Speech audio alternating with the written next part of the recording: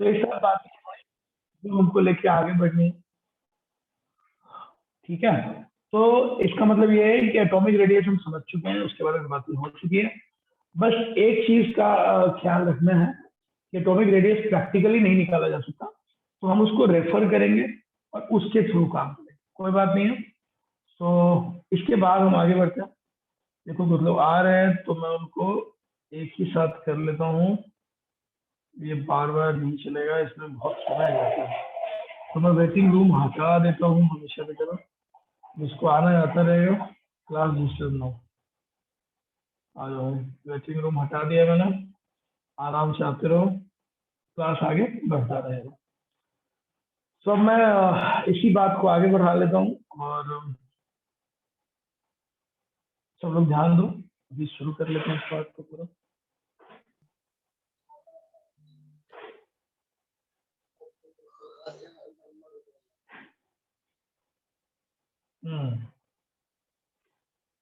तो periodic table चल रहा था और आज की क्लास आगे वाली क्लास है थोड़ी, जहाँ से पुराने बच्चे हमारे जो येलो कौन से हाउस है, और कौन हाउस, हाँ पर्पल, पर्पल वाले का कुछ हुआ आगे पीछे था, वो भी आज से ठीक हो गया ऑलमोस्ट। तो हम लोग वहां से आगे बढ़ रहे हैं, किसी को कोई प्रॉब्लम नहीं होनी चाहिए। तो एटॉमिक रेडियस में हमने क्लास को समझाया था कि वॉन्डर वाल भी हो सकता है, क्या बोलते हैं उसको, कोवेलेंट भी हो सकता है, और ये भी समझाया था कि वॉन्डर वाल बहुत बड़ा होता है। इसका रीजन बताया था, क्या क्या रीजन था? रीजन यह था कि वो दो नेबरहुड वाले एटम की जोड़, उनमें कोई बॉन्ड नहीं बनता, कि कोवेलेंट सबसे छोटा होता है, उसका भी रीजन मैंने बताया था कि कोवेलेंट सबसे छोटा क्यों होता है। तो वो सब बातें हो चुकी हैं। सो चलो ठीक है, बढ़ते हैं आगे। अब जो है atomic sir radius non metallic सबसे छोटा रहेगा ना? कौन सबसे छोटा होगा? Non metallic.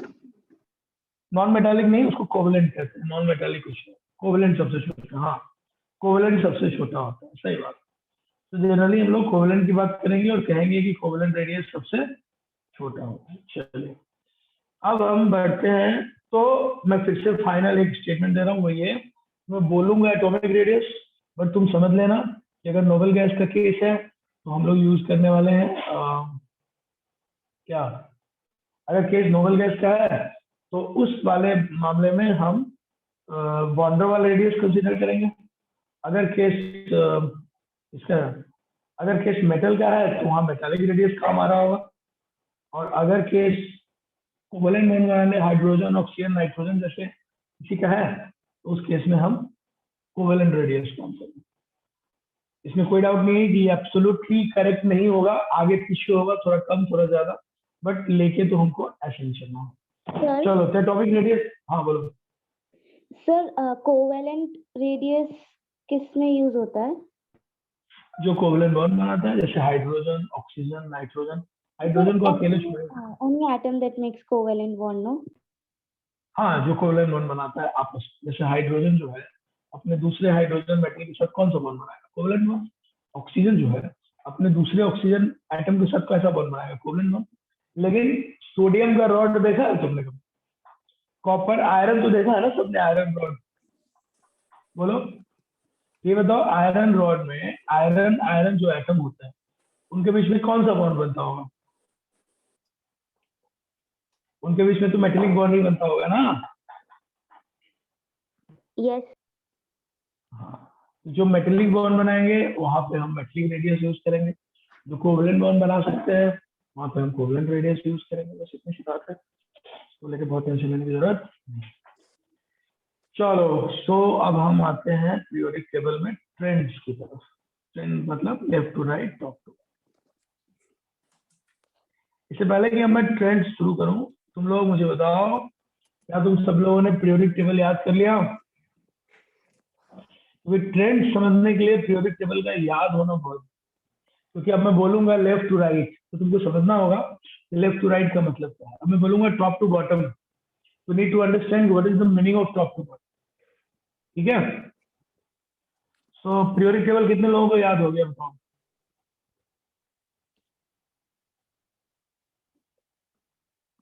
अरे बोलो, लर्न हुआ periodic table?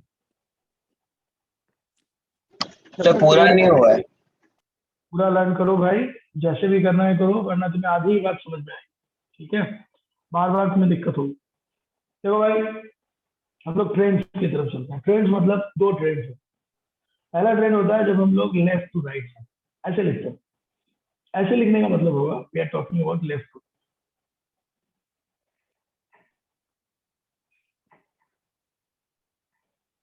Left to right का मतलब क्या होगा?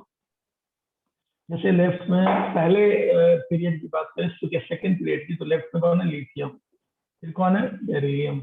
हाँ, ऐसे बढ़ रहा है। फिर सामने कौन है? बोरॉन, कार्बन, है ना, नाइट्रोजन, ऑक्सीजन। तो ये जो है this is called left to right, समझ रहे हो? और what is the meaning of top to bottom? ऐसे लिखा रहेगा टॉप टू बॉटम। ये ग्रुप किसी पर्टिकुलर ग्रुप में ऊपर से नीचे होता है। तो तुमको अगर पीरियोडिक टेबल ध्यान में नहीं है तो तुम ट्रेंड्स की बात ठीक से नहीं समझ सकते। तुमको ये समझ में नहीं आएगा कि लेफ्ट टू राइट सर बोल रहे हैं इसका क्या मतलब है, और अगर टॉप टू बॉटम बोल रहे हैं तो उसका क्या मतलब। तो अगर तुम इस बात को ठीक से समझना चाहते हो तो तुमको ये पूरा पार्ट क्लियर क्लियर समझना। बोलो, ठीक है? तो देखो भाई, अब ट्रेंड्स की बात कर रहे हैं तो सबसे पहले मैं बता दूं ये जो एटॉम, ए माइक किसका ऑन है? ऑफ करो। किसका माइक ऑन है देखो। माइक ऑफ करो।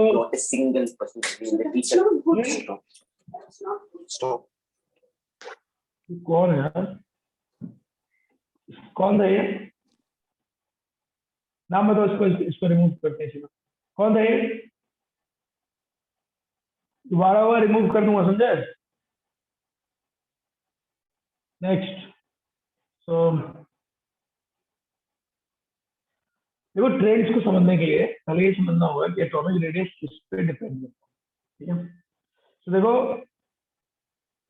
एटॉमिक रेडियस की डेफिनेशन मैंने तुमको बताई थी लास्ट लेक्चर में, और उस डेफिनेशन के हिसाब से तुमको समझना पड़ेगा कि न्यूक्लियस है और जहां तक लास्ट इलेक्ट्रॉन,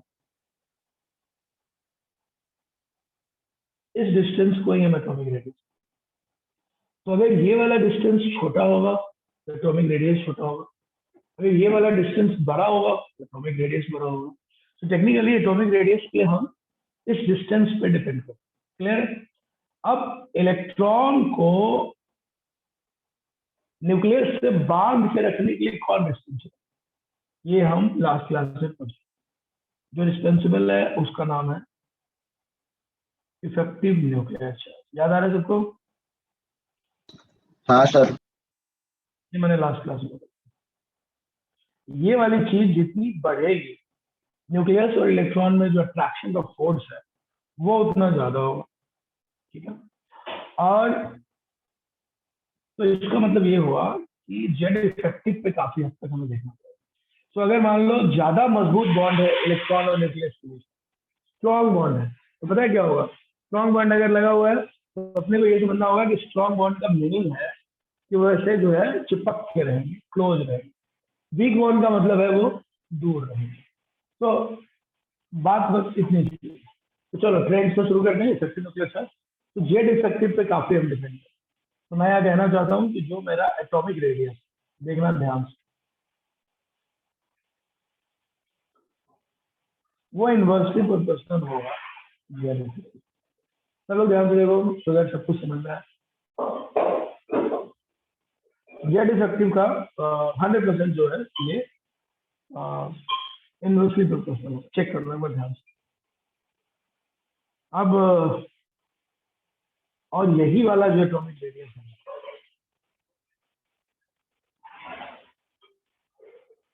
वो शील्डिंग इफेक्ट में, यानी शील्डिंग कांस्टेंट के डायरेक्टली प्रोपोर्शनल होगा।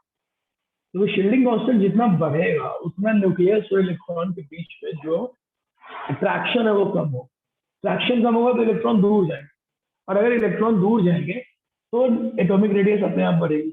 तो इफेक्टिव न्यूक्लियर चार्ज के उल्टा और शील्डिंग इफेक्ट के डायरेक्टली प्रोपोर्शनल। क्लैरिटी आ रही है सबको? हाँ तो अब मैं तुमको दोनों का ट्रेंड एक बार बता दूं। अब तुमको इतना तो पता ही है कि जेड इफेक्टिव जो है वो तो ज्यादा अच्छा होगा कि मैं जेड ही लिख दूं। और जेड इफेक्टिव जो है वो होता है जेड माइनस एटॉमिक नंबर बढ़ने से एटॉमिक रेडियस जो है घटना चाहिए, और सिग्मा बढ़ने से एटॉमिक रेडियस बढ़ना चाहिए। अब जेड इफेक्टिव पे सब कुछ डिपेंड करेगा। तो एक वर्ड में अगर देखा जाए तो एटॉमिक रेडियस जो है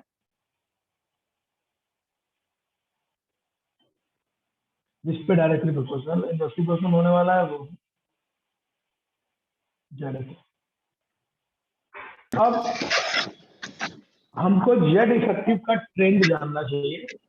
अगर मुझे जेड इफेक्टिव का ट्रेंड पता चले तो मैं अपना काम कर लूंगा। मैं पूरी तरह से डिपेंड करता हूँ जेड इफेक्टिव। देखो फिर से सिस्टम देखो मैं इसको ऐसे लो इसको ब्लॉक कौन है ये बार बार माइक ऑफ देखिए बताओ नहीं कौन है जो माइक ऑन किया हुआ?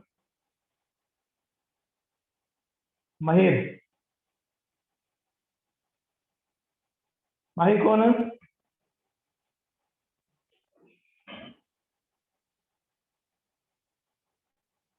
माहिर लास्ट वार्निंग है तुम्हें, समझे? मैं एक बार और माफ कर रहा हूँ, कंसीडर कर रहा हूँ कि शायद तुम पढ़ाई कर रहे हो। ज्यादा कुछ करना है तो बताओ, हमेशा के लिए ब्लॉक हो जाओगे। लास्ट मौका देना उस बार। चलो सो हम यहाँ पे डिस्कस करने वाले हैं जेड का। ये अब देखो इस चीज को समझने के लिए हमें दोनों का ट्रेंड समझना होगा, जेड का भी ट्रेंड समझना होगा और जेड इफेक्टिव का भी ट्रेंड समझना होगा। सो अब इतना तो तुम जानते ही हो कि जब तुम लेफ्ट टू राइट जाते हो किसी भी पीरियड में लेफ्ट टू राइट जाने से क्या होता है पता है? सबके ना आउटर मोस्ट शेल सेम होता है। एक पीरियड में जितने लोग होते हैं सबके आउटर मोस्ट शेल सेम होते हैं, एक एक इलेक्ट्रॉन बढ़ते जाते हैं। तो इसमें कोई डाउट नहीं है कि जब तुम लेफ्ट टू राइट जाओगे तो जेड की वैल्यू जो है वो बढ़ेगी। बोलो बढ़ेगी ना? और जब तुम हाँ टॉप टू सर। जब तुम टॉप टू बॉटम आओगे, जब तुम टॉप टू बॉटम आओगे तो जेड की वैल्यू फिर भी बढ़ेगी। क्यों बढ़ेगी? अगर ऊपर से नीचे आता तो भी एटॉमिक नंबर तो बढ़ ही रहा है ना। मतलब ये हुआ कि लेफ्ट टू राइट जाओ या टॉप टू बॉटम जाओ एटॉमिक नंबर बढ़ता रहे।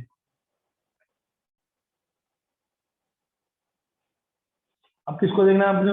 अब देखना है, ये तो बात समझ में आ गई। अब देखना है सिग्मा की वैल्यू। तो सिग्मा की वैल्यू निकालना मैंने तुम लोगों को सिखाया था, अगर याद रख फुर्सत मिले तो निकाल के देख लेना। सिग्मा की जो वैल्यू है उस पर भी अपने को ध्यान लगाना। लेफ्ट टू राइट जब हम बढ़ते हैं तो वहां number of electron, same shell में नंबर ऑफ इलेक्ट्रॉन बढ़ने से रिपल्सन भी बढ़ता है। इसलिए हम कह सकते हैं कि लेफ्ट टू राइट ये भी बढ़ेगा। और top to bottom number of shell बढ़, जैसे पहले सेकंड सेल में कोई इलेक्ट्रॉन है तो थर्ड में चला गया, थर्ड में है तो फोर्थ में चला गया, फोर्थ में है तो फिफ्थ में चला गया। तो उसको शील्ड करने वाले लोगों की संख्या जो है वो भी बढ़ गई। तो अगर पहला इलेक्ट्रॉन सेकंड सेल में है किसी ग्रुप का तो उसका दूसरा वाला जो एलिमेंट है वो थर्ड सेल में होगा, फिर फोर्थ फिर फिफ्थ। मतलब उसके ऊपर जो शील्ड करने वाले इलेक्ट्रॉन्स उनके नंबर्स बढ़ते हैं। इसका मतलब मैं बोल सकता हूँ टॉप टू बॉटम आने पे सिग्मा की वैल्यू भी बढ़ेगी। दोनों केस में लेफ्ट टू राइट जाने पे जेड बढ़ता है, सिग्मा भी लेफ्ट टू राइट बढ़ता है, टॉप टू बॉटम भी घटता है। लेकिन असली लड़ाई किसकी है? Z effective. हम जेड पे और सिग्मा पे डिपेंड नहीं कर रहे हैं, basically depend on Z effective, क्योंकि ये हमें इन दोनों का डिफरेंस एग्जैक्ट वैल्यू बताएगा रिजल्टेंट। ठीक है भाई, ध्यान दो इधर, ध्यान दो।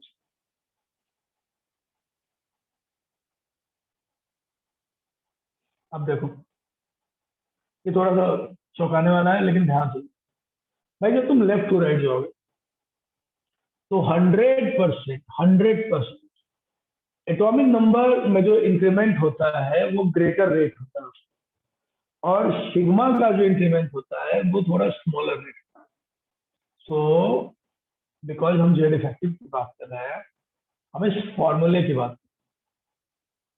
अब मैंने तुम्हें नई बात क्या सिखाई?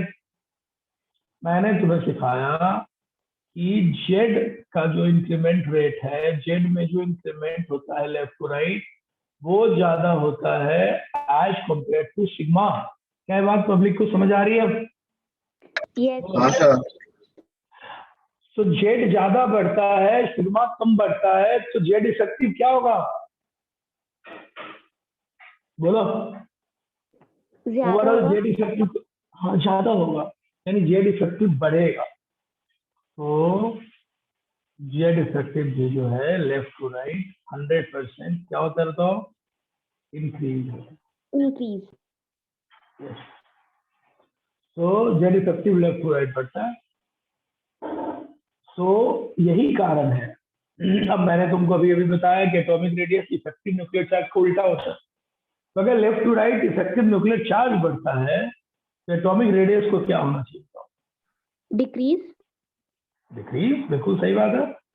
तो अगर मैंने यही वाली चीज एटॉमिक रेडियस के लिए निकाली तो हमारी क्लास का हर बच्चा कहेगा सर अगर हम लेफ्ट टू राइट जाएंगे तो जो है वैल्यू जो है वो decrease. So atomic radius left to right decreases because effective nuclear charge left to right increases. तो ये बात पब्लिक को समझ में तुरंत आना चाहिए। बोलो सब लोग। कोई पूछेगा लेफ्ट टू राइट किसी पीरियड में जाते हैं तो एटॉमिक रेडियस क्यों घटता है, क्या जवाब दोगे?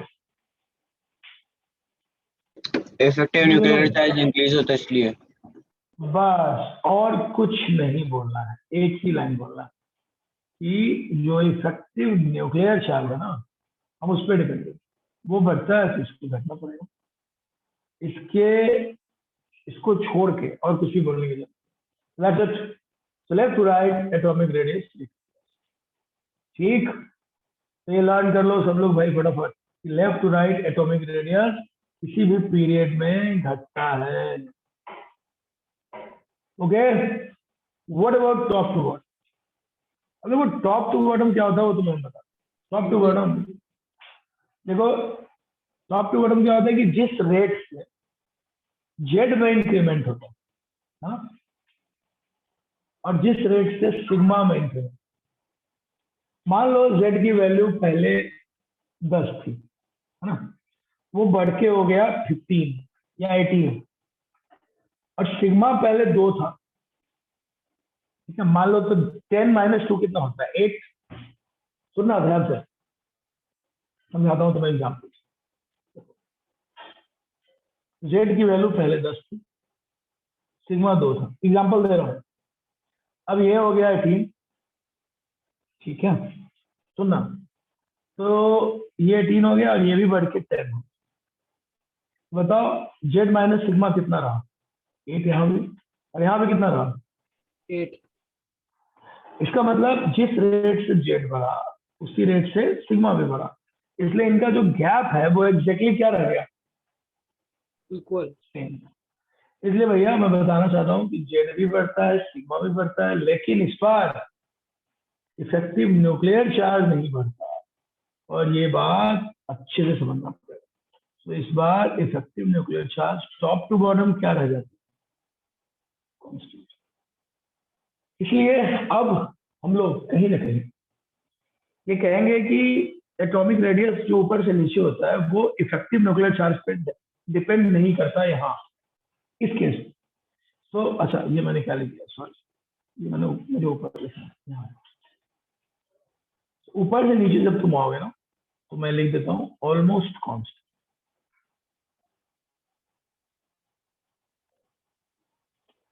सो यहाँ पे atomic radius effective nuclear charge पे डिपेंड नहीं करता, बट एटॉमिक रेडियस एक और चीज पे डिपेंड करता है, वो मैं नई बात बताने जा रहा हूँ।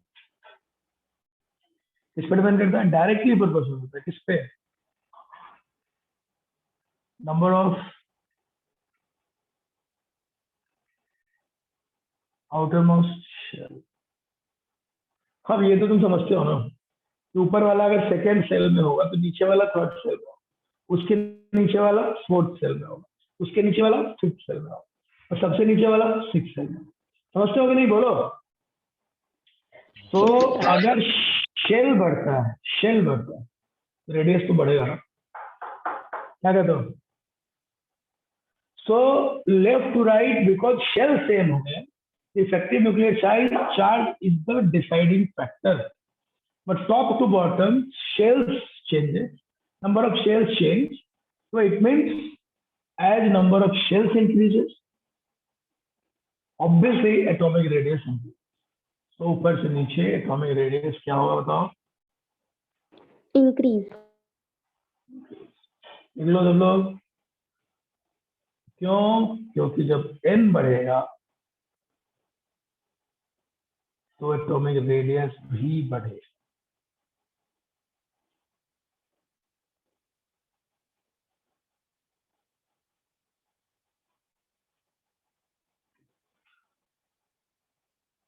ये सब बात अच्छे से दिमाग में बिठाना है, हल्के में नहीं लेना है इसको। तो बहुत सारी बातें होंगी और ये बेसिक चल रहा है। तो मेरा रिक्वेस्ट है तुम लोगों से, ये बात भूलना मत, क्लियर कर। इस क्लास में वैसे कितने बच्चे हैं टोटल? इंडिगो हाउस बताओ जरा। सर अभी तो 41 पार्टिसिपेंट्स है। नहीं नहीं, ऐसे कितने आते हैं क्लास में बाकी लेक्चर्स में?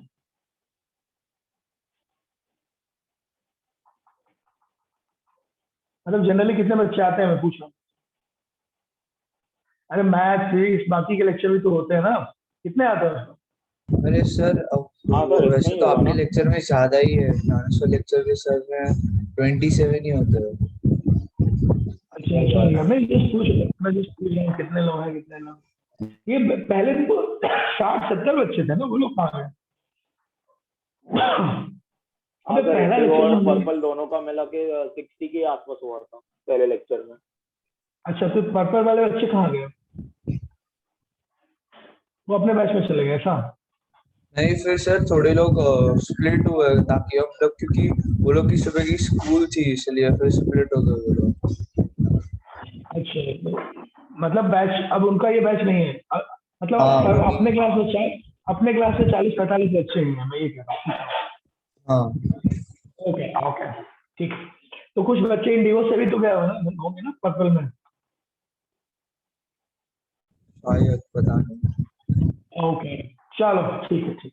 चलो जल्दी देखो तो जरा, मैंने क्या बोला? एटॉमिक रेडियस बढ़ता है जब नंबर ऑफ शेल्स बढ़ते हैं। क्या सबको ये बात समझ में आ रही है? सर हाँ बोलो बोलो बोलो, जल्दी जल्दी। सर जेड इफेक्टिव में आपने बोला कि जब टॉप टू बॉटम जाता है तो ऑलमोस्ट कांस्टेंट रहता है, मतलब थोड़ा तो डिक्रीज होता होगा ना उसमें? कौन डिक्रीज होता हो? Sir effective nuclear charge. नहीं, इफेक्टिव न्यूक्लियर चार्ज डिक्रीज नहीं होता, तुम ये कैलकुलेट करके देख सकते हो अगर तुमको भरोसा, एकदम एग्जैक्ट तुम कैलकुलेट कर सकते हो। तुम्हें मैंने कैलकुलेट करना सिखाया है, एटॉमिक नंबर तो तुमको आता ही है, आता है ना? अब तुम क्या करो, बैठो एक बार, तुम्हारे पास एक और काम कर सकते हो, मॉड्यूल है ना तुम्हारे पास पीरियोडिक टेबल का? Yes sir.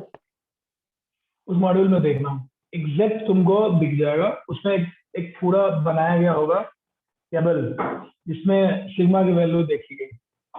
तो ऑलमोस्ट सेम रहता है, थोड़ा बहुत आगे पीछे हो सकता है, इंक्रीमेंट भी और डिक्रीमेंट भी, बट ऑलमोस्ट सेम रहता है। इसलिए ऊपर से नीचे ना एटॉमिक रेडियस बढ़ने का कारण हम इफेक्टिव न्यूक्लियर चार्ज नहीं बताते, बल्कि नंबर ऑफ शेल का इंक्रीमेंट होता है, ठीक है? और ये तुम खुद भी सिग्मा निकाल निकाल के चेक कर सकते हो, क्योंकि सिग्मा निकालना मैंने तुमको सिखाया है। बात समझ में आई सबको कि नहीं आई? Yes sir. चलो, लेकिन देखो अभी हम लोगों ने जो बात की है वो दो चीजें हमने कंफर्म, एक सबको अगर याद कर लेना है, left to right atomic radius घटेगा, top to bottom atomic radius बढ़ेगा, ये दो चीज हमने कंफर्म कर लिया। But this is not the end, बहुत सारी बातें अभी आनी बाकी है। देखो केमिस्ट्री में मैं तुम्हें ये बताना चाहता हूँ कि अब तुम्हारा थोड़ा ऐसी चीजों से मैं इंट्रो कराना चाहता हूँ जो तुमको थोड़ा लग सकता है। देखो याद करो, अपनी लाइफ में भी हम लोग एक डिसीजन लेते हैं, हमें एक सोच समझ के हम एक मतलब रूल बनाते हैं कि ऐसे होना चाहिए। अपने देश में देखो ट्रैफिक रूल्स होते हैं, देखा तुमने ट्रैफिक रूल्स होता है ना, ट्रैफिक रूल्स। अब सोच के बताओ ये जो ट्रैफिक रूल्स होते हैं उसमें क्या होता है। ट्रैफिक रूल्स ऐसे काम करता है कि लेफ्ट से जाओ, राइट से जाओ, लेकिन देखते हो कई कई बार एम्बुलेंस आता है तो हम लोग रूल्स तोड़ते हैं कि नहीं तोड़ते? बोलो हाँ ना, तोड़ते हैं। कई बार किसी मिनिस्टर की गाड़ी पास होती है तो रूल्स टूटता है कि नहीं टूटता? इस तरह से केमिस्ट्री में भी रूल्स बनते हैं, और कुछ स्पेशल केस में वो रूल तोड़े जाते हैं। वो जो स्पेशल केसेस हैं उनको हम लोग कहते हैं एक्सेप्शंस। क्या कहते हैं? अरे बोलो, क्या कहते हैं उसे हम लोग? exceptions. तो अब मैं तुम्हें केमिस्ट्री में मिलवा रहा हूँ एक नई चीज से, जिसको लेके लोग हमेशा कहते हैं कि ये क्या बकवास है एक्सेप्शन। अगर किसी ने कोटा फैक्ट्री देखी हो, वो जो वेब सीरीज है, देखी है तुम लोगों ने कोटा फैक्ट्री? कितने लोगों ने देखी है हमारी क्लास में कोटा फैक्ट्री? नहीं सर, नहीं। तो अच्छा किया, मत देखना। लेकिन देखे हो तो मैं तुम्हें बता दूं कि कुछ लोग ना वो उसमें बड़ा केमिस्ट्री को थोड़ा सा मजाक उड़ाया गया है। वो लोग कहते हैं एक्सेप्शन वगैरह, तो मैं एक्सेप्शन से तुम्हारा थोड़ा इंट्रो करा देता हूँ। Exception is like special cases. तो लाइफ में भी हम कोई रूल, क्रिस देखो, क्रिस माइक ऑन ऑफ करो प्लीज। हाँ क्रिस प्लीज यार, ध्यान रखो, माइक ऑन मत करो, ऑन करो तुरंत बोल के ऑफ करो, डिस्टर्बेंस हो। माइक ऑन तुम रख सकते हो अगर तुम्हारे आसपास कोई आवाज नहीं हो रही है, क्लास डिस्टर्ब नहीं हो, तुम ऑफ कर ऑन कर सकते हो। क्लास डिस्टर्ब हो तो तुरंत ऑफ। अच्छा सुनो मैं क्या बोल रहा हूँ। Rules are there, but there are some special cases, there are some other effects। उस केस में ना हम क्या करते हैं, रूल्स की परवाह तो करते हैं, रूल्स हमारे लिए बहुत important, but at the mean time हम थोड़ा सा ये भी देखते हैं कि ये जो हमारा क्या बोलते हैं इसको, कुछ और बातें भी वहां पे हावी हो जाती हैं, और कुछ एक्सेप्शंस हमें वहां दिख जाते। ठीक है, एक्सेप्शंस बहुत ज्यादा इम्पॉर्टेंट हो सकते हैं अपने लिए, क्योंकि रूल तो सबको पता होता है, लेकिन किस किस केस में रूल नहीं लगेगा ये बहुत लोगों को पता नहीं। सो हमको, एक अच्छे स्टूडेंट को ये भी मालूम होना चाहिए कि एक्चुअल रूल क्या है, और अच्छे स्टूडेंट को ये भी मालूम होना चाहिए कि हमारा रूल किस किस केस में फॉलो नहीं हो रहा है। राइट? सो चलो अब मैं तुम्हें यहाँ से तुम्हारी जान पहचान करवा रहा हूँ एक्सेप्शंस से। एक्सेप्शंस का मतलब नेगेटिविटी में नहीं लेनी है कि क्या हमने रूल पढ़ा, मेहनत किया और ये तो फॉलो ही नहीं कर रहा। नहीं, एक्सेप्शन इज स्पेशल केसेस। उसमें कुछ और चीजें भी होती है जो हमको सीखना है और रिजल्ट भी आना। चलो अब हम लोग हेडिंग देंगे और लिखेंगे एक्सेप्शंस,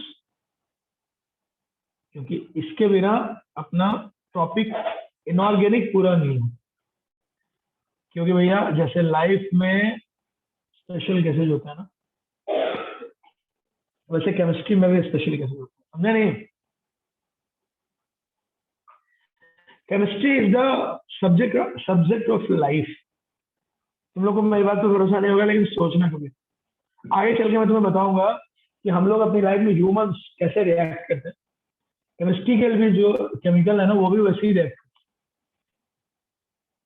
तुमने सुना होगा ना, कहते हैं ना दो लोगों की केमिस्ट्री अच्छी है। तुमने सुना है कभी किसी ने कहा दो लोगों की मैथ्स अच्छी है, फिजिक्स अच्छी है? किसी ने सुना है? बताओ।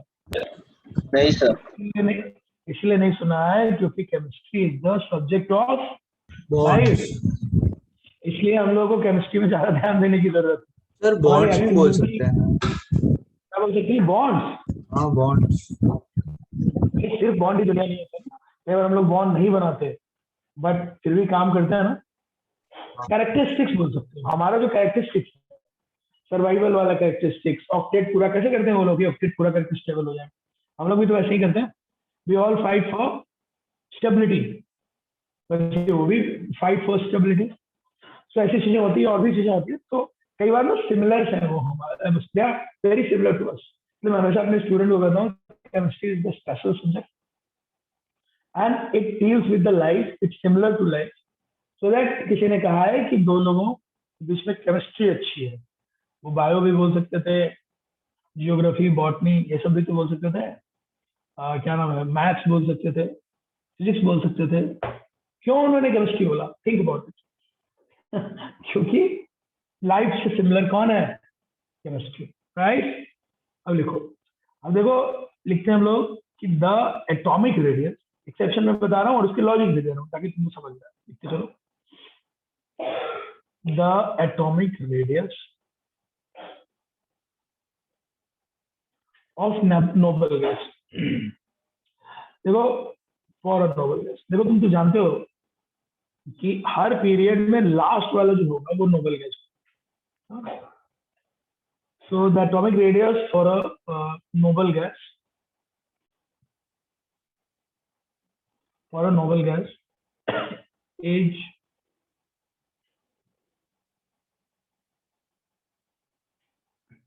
लेकिन तुम देखोगे कि नोबल गैस की एटॉमिक रेडियस जनरली अपने पीरियड में सबसे ज्यादा है।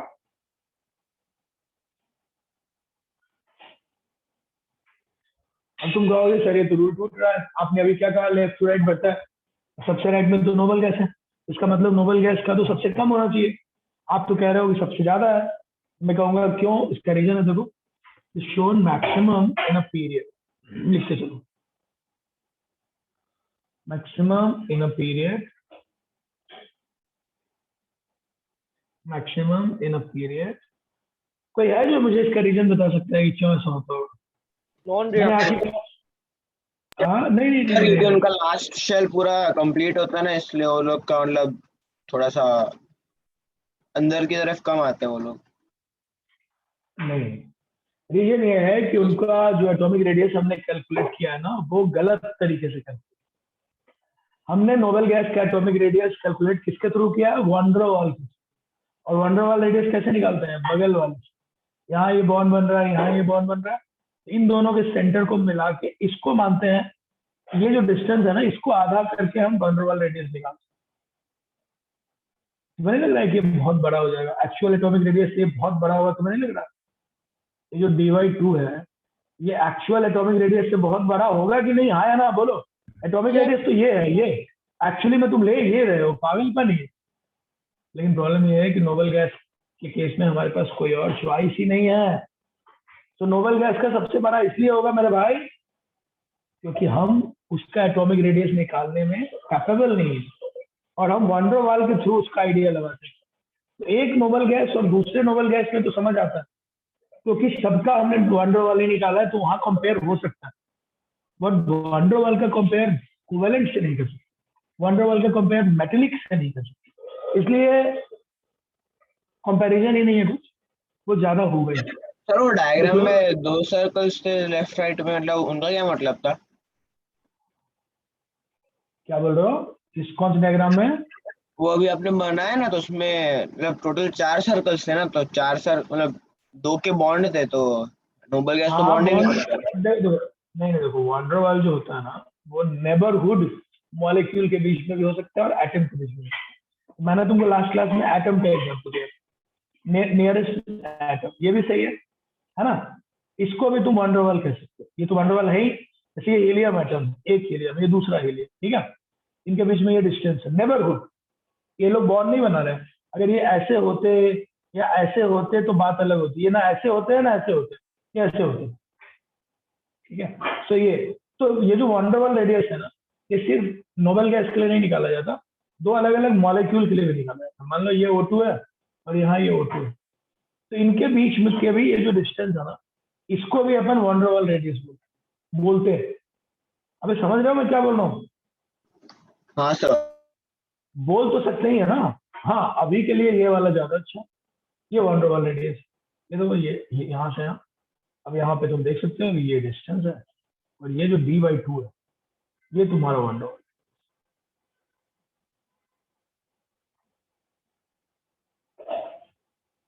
और ये जो है, इसी को तुम कंसिडर करो। ये बहुत गलत कर रहे हो क्योंकि ये बहुत छोटा हो। So the atomic radius for a noble gas is shown maximum in a period. लिखो, दिस इज बिकॉज या सीधा लिखो बिकॉज ऑफ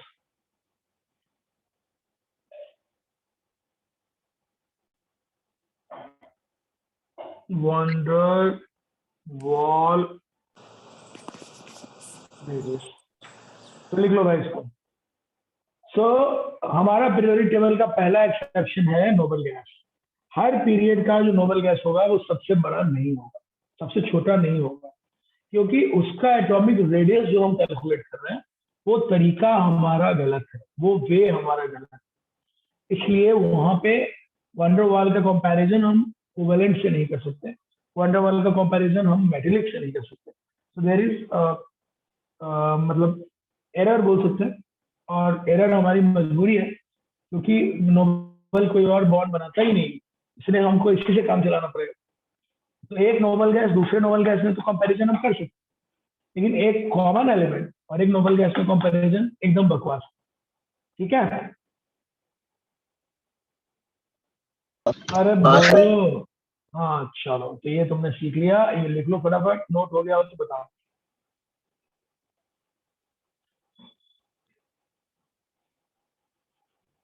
सबने लिख लिया? आगे बढ़ूं? आगे बढ़ सकते हैं, बोलो। सर नहीं, डायग्राम। अच्छा अच्छा, ये डायग्राम तुम अच्छे से बनाना, मैं ऐसे ही थोड़ा मजाक में बना लेता हूँ। मेरा डायग्राम बहुत खराब है, तुम लोग अच्छे से बनाना, ठीक है? इसको सेंटर में लेना, ये मैंने कैसे बना दिया, सेंटर में लेना, ओके? यस सर, हाँ डन। ओके, चलो बढ़ते हैं आगे। तो ये था भाई अपनी कहानी, जिसको हम बढ़ा रहे हैं आगे। सेक्शंस हो गया, dy2 वंडरवॉल रेडियस हो गया। अब देखो, अब चलते हैं आगे। तो पहला तो ये था, तो इसका मैं ऑर्डर लिख देता हूँ। पहले पीरियड का क्या होगा, देखो भाई, किसी भी केस में जब जाओगे तो इस तरह की चीजों का सामना कर पाओ, इसलिए नियॉन का रेडियस जो है सबसे बड़ा हो। ये मैं सेकेंड पीरियड की बात कर रहा हूँ, थोड़ा देखो। फिर लिथियम, फिर बेरिलियम, देखो कैसे लिख रहा हूँ मैं, boron, carbon, nitrogen, oxygen. Sir एक मिनट थोड़ा ऊपर स्क्रॉल करो ना। हाँ ठीक है, ठीक है बंधु, बोलो। हाँ सर।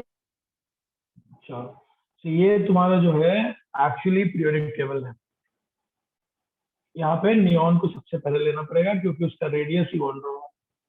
सो नियॉन सबसे छोटा होना चाहिए था रूल के हिसाब से, बट वो एक्चुअली सबसे बड़ा। ठीक है, चलो।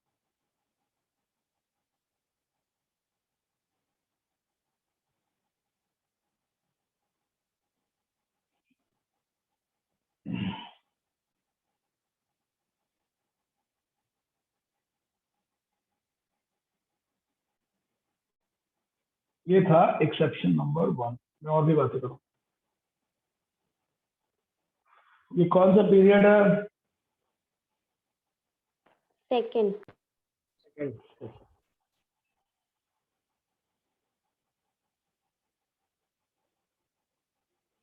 चलो बढ़ते हैं हम आगे। एक्सेप्शन नंबर 2 की तरफ बढ़ते हैं, सब लोग ध्यान रखें। देखो, जब तुम बोरॉन फैमिली में आते हो तो ऊपर बोरॉन होता है, नीचे एल्यूमिनियम होता है, फिर कौन होता है बताओ? गैलियम। और फिर कौन होता है? इंडियम। और सबसे नीचे टोल्यूइन। ये बोरॉन वाला ग्रुप है, जिसको हम लोग ग्रुप 13 कहते हैं। कौन है ये बताओ?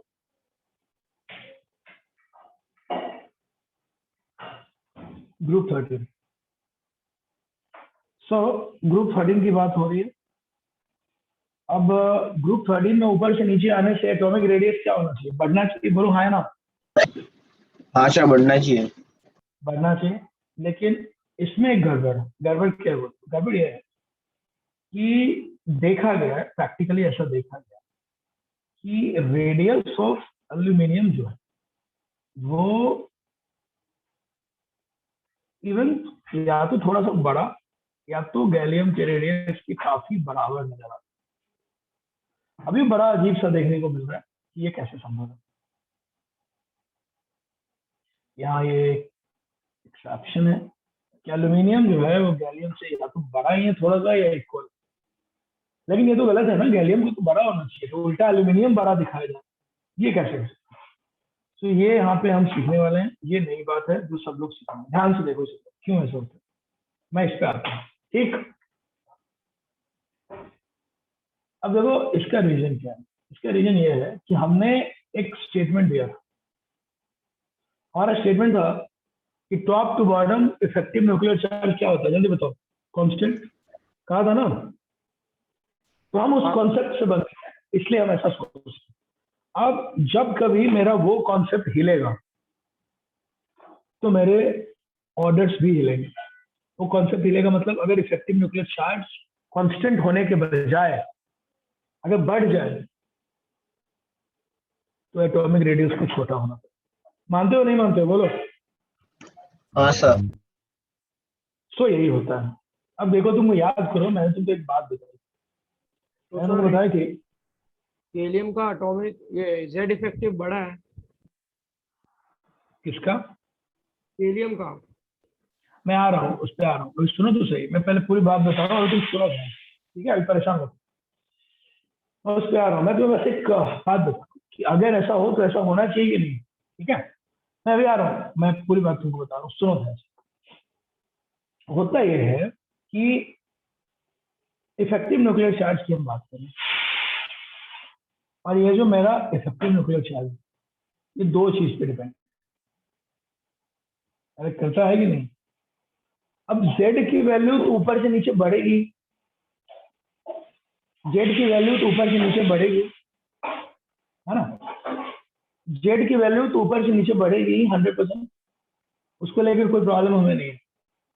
लेकिन सिग्मा को लेकर हमको थोड़ा सा रिजर्वेशन है। क्या रिजर्वेशन है वो देखो। सिग्मा को लेकर रिजर्वेशन ये है कि तुमको याद होगा SPDF, तुम्हें याद है S और P में मैंने ऑर्डर बताया था कि सबसे ज्यादा शील्डिंग किसमें होती है, बताओ। N-2 में। अरे नहीं, सुनो तो, ऑर्डर ऑफ द स्क्रीनिंग जो था in different subcells,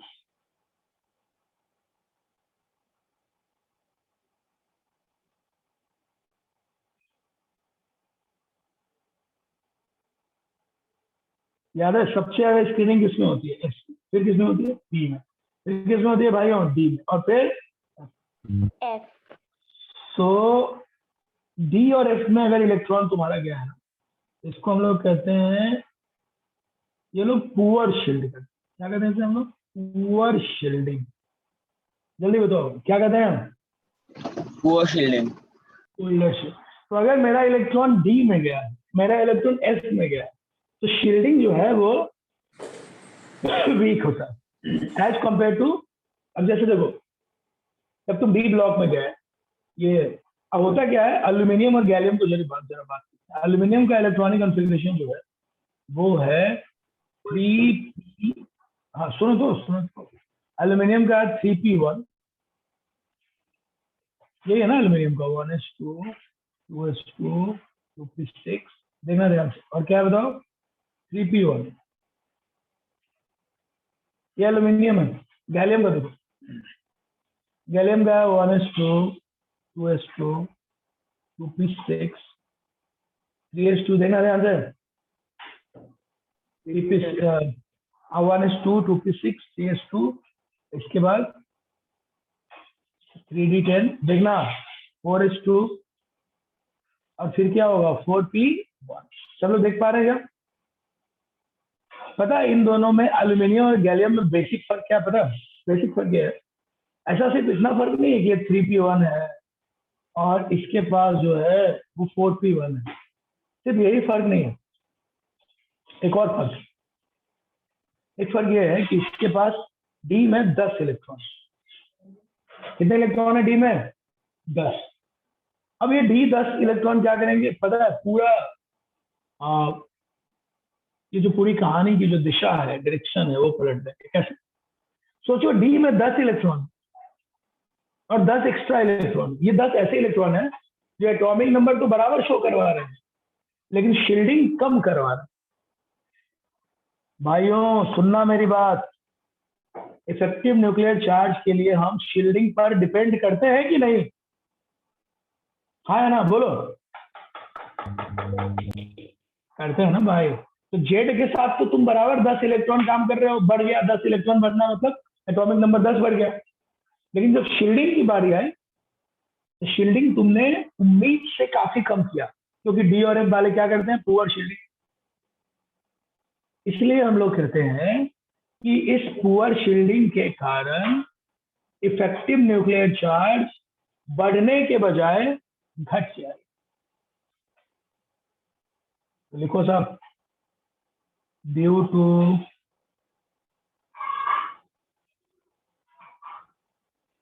poor shielding of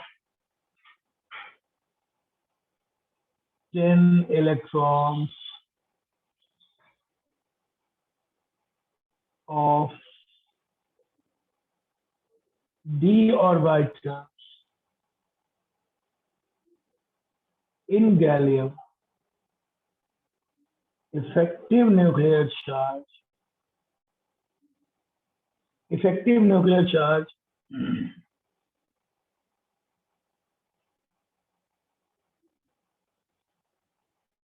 decreases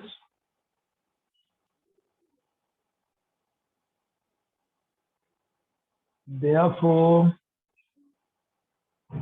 atomic radius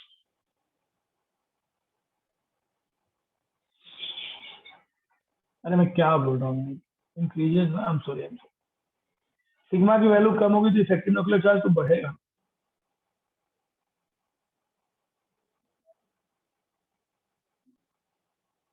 देखिए चलो, 10 एटॉमिक रेडियस क्या हुआ,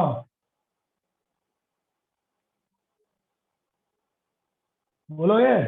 देखिए तो ये सब चक्कर हुआ, इसका मेन रीजन है ये जो 10 इलेक्ट्रॉन हो गए, इसने एटॉमिक नंबर तो बराबर बढ़ाया, बट गलती क्या की, इसने शील्डिंग कम किया। सो मेरा जो इफेक्टिव न्यूक्लियर चार्ज है वो बढ़ गया। अब ये तो रूल है, जब इफेक्टिव न्यूक्लियर चार्ज बढ़ेगा, सुन रहे हो, जब इफेक्टिव न्यूक्लियर चार्ज बढ़ेगा तो एटॉमिक रेडियस के पास कोई चॉइस नहीं है, उसको क्या होना पड़ेगा। तो ये जो पूरा हो रहा है ना, इसके पीछे रीजन है poor shielding of 3d electrons. रट लो ये वर्ड, क्या क्या वर्ड रटने वाला है, पुअर शील्डिंग। किसकी पुअर शील्डिंग, डी इलेक्ट्रॉन। ये सब वर्ड है जो तुमको रटना है, पुअर शील्डिंग, भूलना नहीं। सर बोलो। सर गैलियम से एटॉमिक रेडियस डिक्रीज होना स्टार्ट हो जाता है। गैलियम का एटॉमिक रेडियस एल्यूमिनियम के रिस्पेक्ट में घट जाता है, लेकिन इंडियम में ऐसा नहीं होगा, क्योंकि इंडियम के पास भी 3d और 4d इलेक्ट्रॉन हो गया। एल्यूमिनियम के साथ क्वालिटी प्रॉब्लम क्या है ना, उसके पास डी इलेक्ट्रॉन है ही नहीं। Aluminium has no D electron, तो उसमें जेड भी बराबर हो रहा है और सिग्मा भी बराबर हो रहा है। लेकिन गैलियम के साथ क्या है ना कि उसमें जेड तो बराबर हो रहा है बट सिग्मा बराबर नहीं हो रहा, इसलिए प्रॉब्लम है। इंडियम में क्या होगा, फिर से जेड भी होगा, सिग्मा भी होगा, तो जो फायदा गैलियम को मिलेगा वो फायदा इंडियम को भी मिलेगा, इसलिए वहां पे बहुत फर्क नहीं पड़ेगा। हाँ आगे फर्क पड़ेगा जब एफ की बारी आएगी, ठीक है। सर गैलियम में 3p नहीं आएगा? वो गैलियम से ज्यादा है। एक मिनट, क्या बोल रहे हो, गैलियम में हेलो क्या ज्यादा है? हाँ मैंने गलती से छोड़ दिया भाई, 3p होगा, 3p लिख लो, सॉरी मिस्टेक हो गई। हाँ तुम बोलो, कुछ बोल रही थी ये। हाँ इंडियम का एटॉमिक रेडियस गैलियम से ज्यादा होगा कि कम होगा? नहीं, इंडियम का ज्यादा ही होगा, इसलिए ज्यादा होगा क्योंकि जो फायदा गैलियम को भी मिला या नुकसान हुआ वो इंडियम को भी होगा, क्योंकि 3d इलेक्ट्रॉन गैलियम के पास भी होंगे, इंडियम के पास भी होंगे, इसलिए वो फैक्टर वहां पे मतलब डोमिनेट नहीं करेगा, ठीक है। एल्यूमिनियम और गैलियम में वो फैक्टर इसलिए चल पाया क्योंकि एल्यूमिनियम के पास 3D इलेक्ट्रॉन नहीं थे या डी इलेक्ट्रॉन नहीं थे, लेकिन इंडियम के पास भी तो डी इलेक्ट्रॉन है ना। अब अगर फर्क पता करना है तो एफ इलेक्ट्रॉन लेके आना पड़ेगा। अब फिर आगे दिक्कत होगी जब किसी के पास एफ इलेक्ट्रॉन आएगा, मैं उस पर आने वाला हूँ। लेकिन अगर मान लो मेरे पास, सुनो सुनो, अगर मेरे पास भी डी इलेक्ट्रॉन है, तुम्हारे पास भी डी इलेक्ट्रॉन है, तो जो फायदा नुकसान मुझे होगा वो फायदा नुकसान तुम्हें होगा, तो फिर कोई दिक्कत नहीं है, कॉमन ही बात हो जाएगी। तो गैलियम इंडियम में दिक्कत नहीं है, दिक्कत एल्यूमिनियम गैलियम में। ठीक है भाई? सर तो ऐसा दूसरे ग्रुप में भी होता होगा ना, जैसा गैलियम बिल्कुल और हाँ बिल्कुल होता होगा। अब सोचो कब होगा, जब डी के बाद एफ इंट्रोड्यूस होगा, है ना? क्योंकि एफ में अभी शील्डिंग क्या होता है बताओ? पुअर। अभी क्या हुआ था, पी के बाद जब डी इंट्रोड्यूस हुआ था तो फायदा मिला या नुकसान हुआ। ऐसा नुकसान फिर कब होगा, जब दो लोगों में डी डी चल रहा है कॉमन, एक के पास एफ आ गया, फिर वो दिक्कत आएगी। ठीक है? ओके। मैं बताता हूँ और कहाँ कहाँ होगा, सब बताता हूँ, अभी तो लिख लो। एक्सेप्शन बताने बैठे हैं भाई, सब बताएंगे, टेंशन क्यों?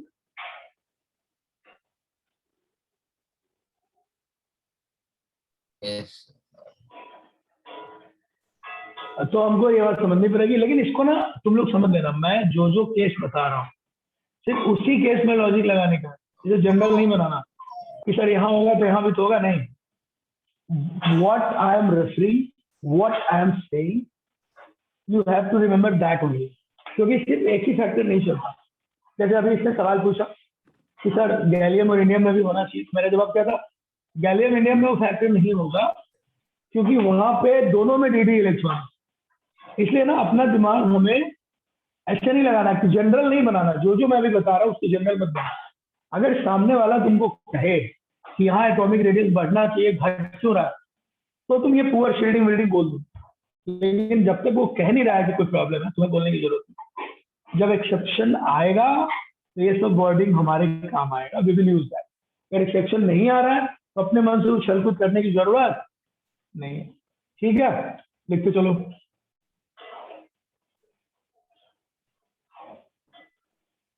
जल्दी जल्दी लिखो।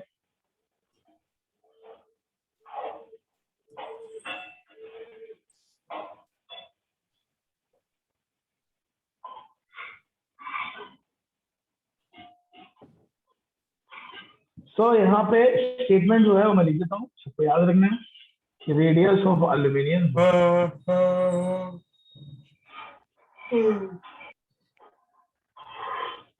कौन है भैया ये जरा पता करो, कोई है जो क्लास डिस्टर्ब करने की कोशिश कर रहा है, नाम बताओ, उसे रिमूव करते हैं। कई बार देख चुका हूँ। Radius of aluminium is almost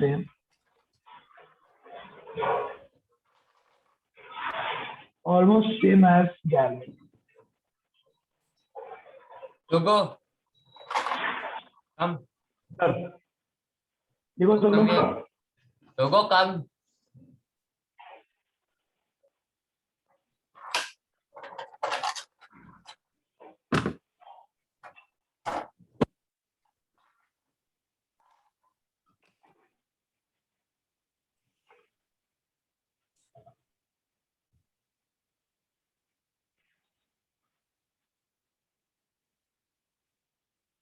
ये लड़का जो जिसका माइक ऑन था, इसको मैंने बाहर निकाल दिया।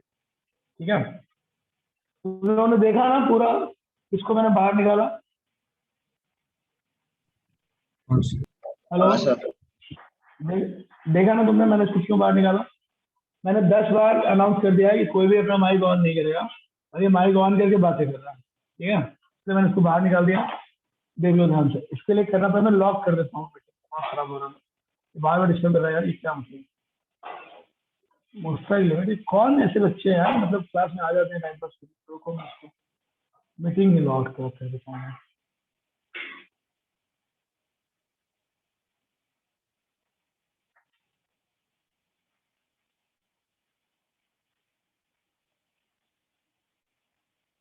कहाँ है?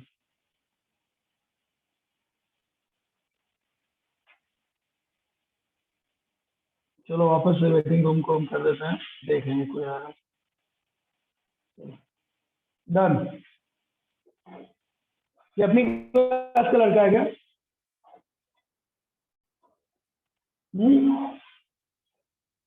तुम लोग जानते हो इसको? ये जो लड़का था जो माइक ऑन कर रहा था वहाँ? अरे बोलो, कोई जानता है? No sir. अपनी क्लास? अच्छा नहीं जानते, जानते ही नहीं हो फिर ये क्या कर रहा था हमारी क्लास?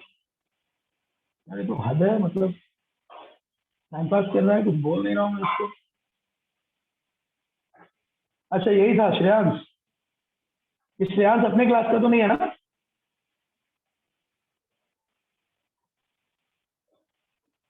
जानते हो तुम श्रेयांश को? कोई जानता है अपनी क्लास में? सर नहीं पर्सनली नहीं जानते, लेकिन ग्रुप में होगा तो पता नहीं। नहीं, मैं बार बार बोलने के बावजूद माइक ऑन कर रहा था, इसको निकालना ही पड़ा मुझे, और इसको लूंगा भी नहीं मैं, और इसको पता चलना चाहिए। चलो लिखो, radius of aluminium is almost same as gallium. बार बार बोल रहा हूँ मत करो मत करो, फिर भी वो किया जा रहा है, पागल तो नहीं यार। चलो यहाँ पे ध्यान रखेंगे, स्टेटमेंट्स ऑलमोस्ट सेम लिख के चलेंगे। हम ये नहीं बोलेंगे कम है ज्यादा है, ऐसे स्टेटमेंट से बचेंगे, सीधा बोलेंगे कि ऑलमोस्ट क्या है, बताया। तो ये एक फंडा मैंने आपको दिया जो आप याद रखें। अब मैं इसको आगे बढ़ा रहा हूँ जो सबको याद रखना है। चलो ध्यान देंगे भाई। अब जैसे अभी मुझसे कई बच्चे बोल रहे थे कि सर ऐसी दिक्कत और भी तो होगी, और मैंने उनको क्या बोला कि होगी, बिल्कुल होगी। कब कब होगी? अब एक बार दिक्कत कब हुई है? जब डी इंट्रोड्यूस हुआ। देखो 2 के पास पी था, 3 के पास पी था, सब बढ़िया चल रहा था। एकदम से पंगा कब हुआ? जब डी इंट्रोड्यूस होगा, है ना? वैसे ही अब पंगा कब आएगा अगली बार? जब एफ इंट्रोड्यूस होगा। ठीक है, देखो कैसे। तो अब लिखो एग्जाम्पल, अब लिखो फॉर डी ब्लॉक एलिमेंट, ये बहुत इंपॉर्टेंट।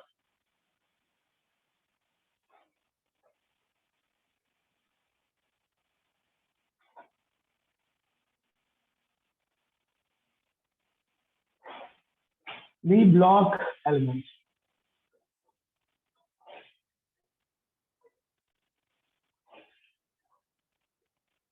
इसके बारे में थोड़ा सा भी पढ़ने वाले हैं, थोड़ा समझने वाले हैं। सब लोग getting it? For D block element देखो, द डिक्रीज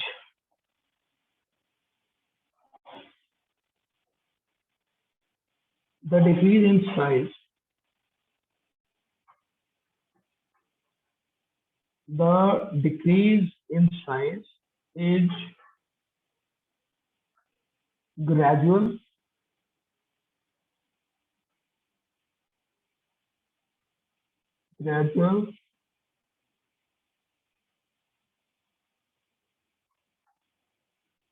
या slower as compared to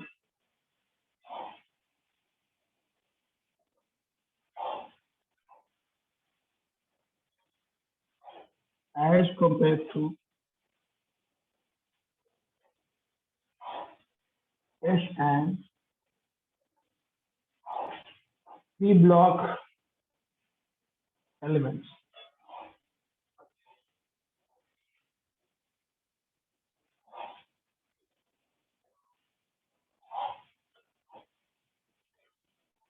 D block में साइज जो है थोड़ा ग्रेजुअल एंड स्लोअर होता है।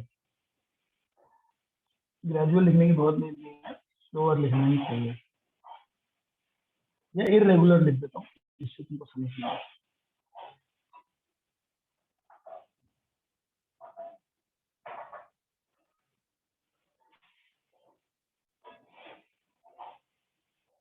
एस और पी ब्लॉक एलिमेंट में रूल्स पूरा फॉलो होता है, बहुत अच्छे से फॉलो होता है, लेकिन डी ब्लॉक में क्या होता है, रूल्स बिल्कुल फॉलो नहीं। ये दिक्कत है, उसके बारे में बात करें। ठीक है, अब बढ़ते हैं next.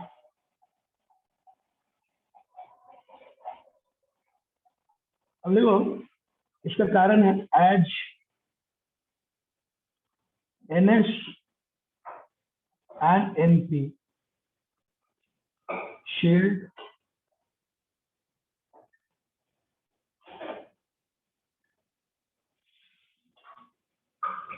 0.35, whereas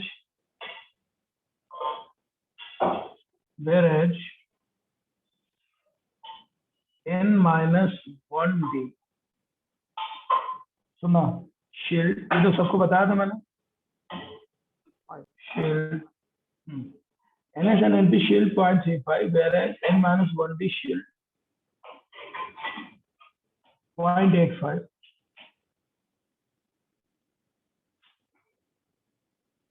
So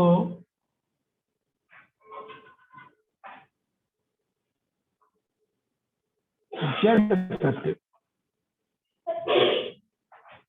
increases by a factor.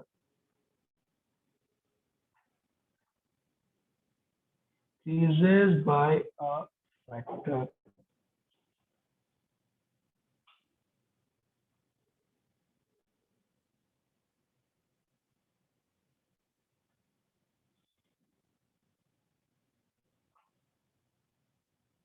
.15. So size decreases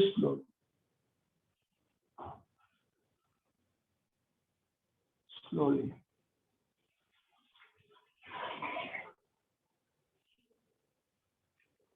And it's almost constant.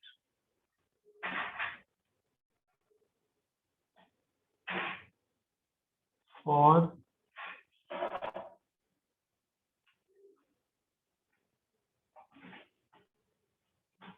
Fe, cobalt, nickel.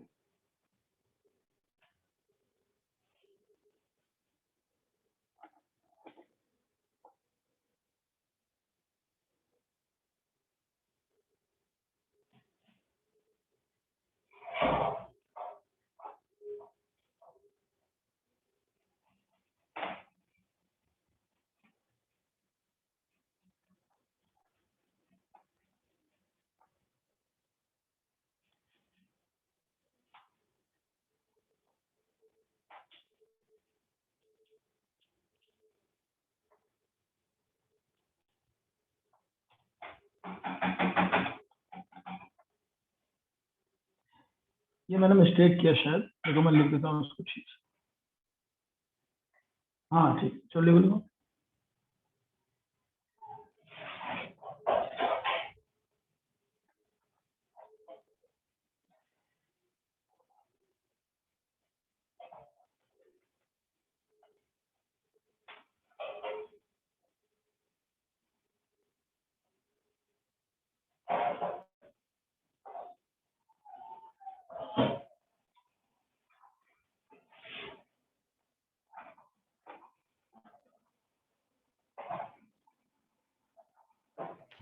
Sir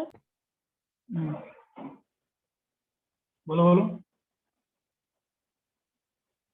sir top to bottom में एटॉमिक रेडियस इंक्रीज होगा ना, तो डिक्रीज इन साइज क्यों लिखा आपने? नहीं, हम एक जनरल बात कर रहे हैं कि टॉप टू बॉटम की बात नहीं हो रही है। ये बता रहा है कि कर्बर क्यों हो रहा है। ये मैं उस केस को बताना जा रहा हूँ जहां जहां ये रूल टूटेगा। और ये जो क्या नाम है, ये जो तीनों की बात हो रही है, फी, कोबाल्ट, निकेल, ये कहाँ है जरा ढूंढो, ये लोग कहाँ है? ये सब लोग सेम पीरियड में है, ग्रुप में थोड़ा ना, टॉप टू बॉटम में थोड़ा ना, पीरियड में। So left to right atomic radius घटना चाहिए, बट इन लोगों का एटॉमिक रेडियस ऑलमोस्ट कांस्टेंट होता है या सेम होता है। उसका रीजन ये बता रहा है। देखो मैंने तुम लोगों को डी इलेक्ट्रॉन में कैसे शील्डिंग निकालते हैं वो सिखाया था, याद है? याद करो एक बार, क्या शील्डिंग का रूल था उसमें? एस ब्लॉक, पी ब्लॉक में पहले सेल के लिए क्या भरते हो, एनएच सेल के लिए क्या भरते हो? 0.35 लिखते हो नहीं लिखते हो? अरे बोल दे भाई। लेकिन तुम्हें अगर याद हो 0.35 लिखते हो, लेकिन इसमें क्या होता है कि डी को हम अलग से ट्रीट करते हैं और एस और पी वाले को अलग से ट्रीट करते हैं। सो तुम्हें याद होगा कि जो हम लोग रोल बनाते हैं, लास्ट क्लास में देखो सिग्मा निकालने का टेक्निक सिखाया था, लास्ट लेक्चर में सिखाया। तो नोट्स पढ़ो और एक बार देख के मुझे बताओ कि डी इलेक्ट्रॉन में अलग हम क्या करते हैं। सब लोग देखो अपना अपना नोट्स और बताओ डी, फॉर डी और एफ में अलग हम क्या करते थे, जल्दी बताओ। कोई एक बच्चा नोट्स देखेगा और मुझे बताएगा हम अलग क्या करते थे, बताओ। वो लोग हैं, इनको अंदर ले लिया जाए। श्रेयांश आ रहा है, इसको क्या करूं मैं, एक बार पूछ लेता हूँ, नहीं मानेगा तो फिर इसको निकालूंगा। श्रेयांश, श्रेयांश माइक ऑन करो अपना।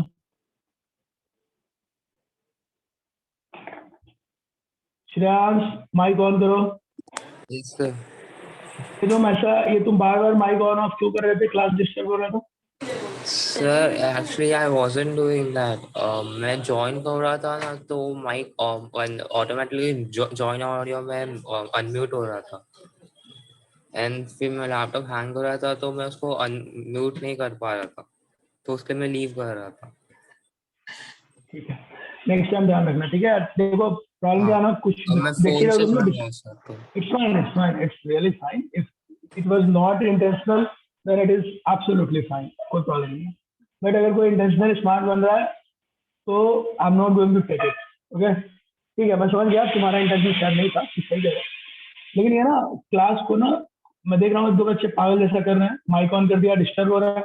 अब मैं बच्चे को संभालूं कि बीच में जाके उसको मैं ये करूँ, और मैंने जानबूझ के एंट्री फ्री कर दी थी, बट इस हरकत को मुझे वापस से करना पड़ा। Please don't do this.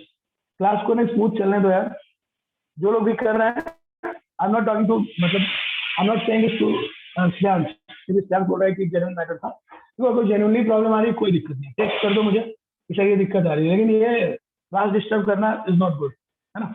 हाँ भाई, तो मैं बच्चों को अभी क्या बोल रहा था, सब लोग जाओ और नोट्स देखो और मुझे जल्दी बताओ कि नोट्स में हम लोगों ने डी ब्लॉक के लिए अलग से क्या अरेंजमेंट किए थे। कौन बताएगा मुझे, बोलो। हमने डी ब्लॉक के लिए अलग से क्या अरेंजमेंट किए थे?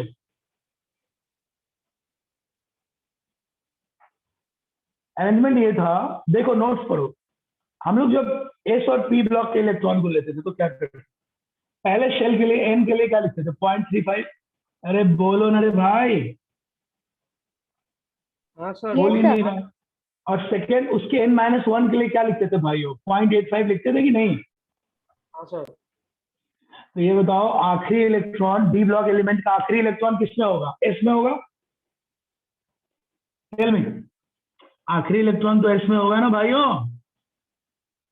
और बाकी सारे इलेक्ट्रॉन किसमें होंगे? और डी का जो इलेक्ट्रॉन होगा वो हमेशा क्या होगा, n-1 होगा। ऐसे मान लो स्कैंडियम की बात करो, स्कैंडियम में क्या होता है, 4s2 3d1, तो आखिरी इलेक्ट्रॉन एस में है उसका, इसकी काउंटिंग 0.35 के हिसाब से होगी। अबे होगी कि नहीं? लेकिन डी वाले जो इलेक्ट्रॉन है उसकी काउंटिंग किसके हिसाब से होगी, बताओ मुझे, 0.85 के हिसाब से होगी कि नहीं? हाँ अरे सर। बोल रहे हैं यार। यस तो मैं वही समझा रहा, तो डी वाले की काउंटिंग 0.85 के हिसाब से होगी, और जब हम डी इलेक्ट्रॉन के लिए काउंट करेंगे तो तो उसमें और अलग हो जाएगा। हम 1 करते हैं काउंटिंग, सबका 1-1 ले लेते हैं। अगर तुमको याद होगा, n-1 में जितने लोग होते हैं ना, डी वाले जितने होते हैं 1 कर देते हैं। तो 0.85 और 1 में कितने का फर्क है, 0.15 का फर्क है कि नहीं, है ना। तो हम 0.85 डी ब्लॉक के लिए यूज नहीं करते हैं, सीधा 1 यूज करते हैं। तो जहां मुझे 0.85 यूज करना था वहां मैं 1 यूज कर रहा हूँ। तो फर्क ये पड़ रहा है कि 0.15 का फर्क आ रहा है, और इस चक्कर में ये हो रहा है कि मेरा जो इफेक्टिव न्यूक्लियर चार्ज है वो बढ़ जा रहा है, और उसके बढ़ने से जब पीरियड में मैं लेफ्ट टू राइट जा रहा हूं तो मेरा एटॉमिक रेडियस जो है वो ऑलमोस्ट कांस्टेंट हो जा रहा है। रूल प्रॉपर फॉलो नहीं कर रहा है, बस मैं ये कह रहा हूं। क्लियर सबको? देखो, जब भी चीजें इधर उधर होंगी तो उसके लिए रिस्पॉन्सिबल जो है वो हमेशा इफेक्टिव न्यूक्लियर चार्ज हो। वो अगर हिला तो सारे रूल्स बनकर बढ़ाएंगे। सो Fe, cobalt, nickel almost same होते हैं। उसका रीजन ये होता है कि डी ब्लॉक में जो शील्डिंग होता है वो एस और पी ब्लॉक के जैसा नहीं होता, और इसलिए इनमें रूल्स फॉलो नहीं। अगर तुम बहुत ध्यान से सोचोगे, एस ब्लॉक और पी ब्लॉक को एलिमेंट को हम लोग रिप्रेजेंटेटिव एलिमेंट करते हैं, लेकिन डी ब्लॉक एलिमेंट को कभी रिप्रेजेंटेटिव नहीं करते। क्यों?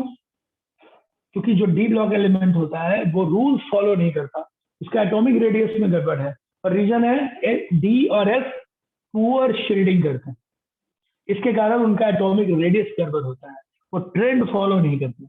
और if you don't follow the trend, atomic radius की अगर बात करो, देन तुम आयनाइजेशन एनर्जी भी फॉलो नहीं करोगे, इलेक्ट्रॉन की एंथैल्पी भी फॉलो नहीं करोगे, कुछ भी फॉलो नहीं करोगे, इसलिए you are not at all representative. Getting everybody?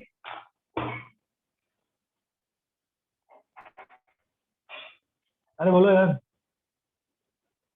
Sir आपने जो स्टेटमेंट लिखा है ना एज से पूरा, तो आप वो वापस एक्सप्लेन करेंगे? मुझे नहीं समझा। हाँ मैंने इसके क्लास में थी तुम? क्लास में थी तुम?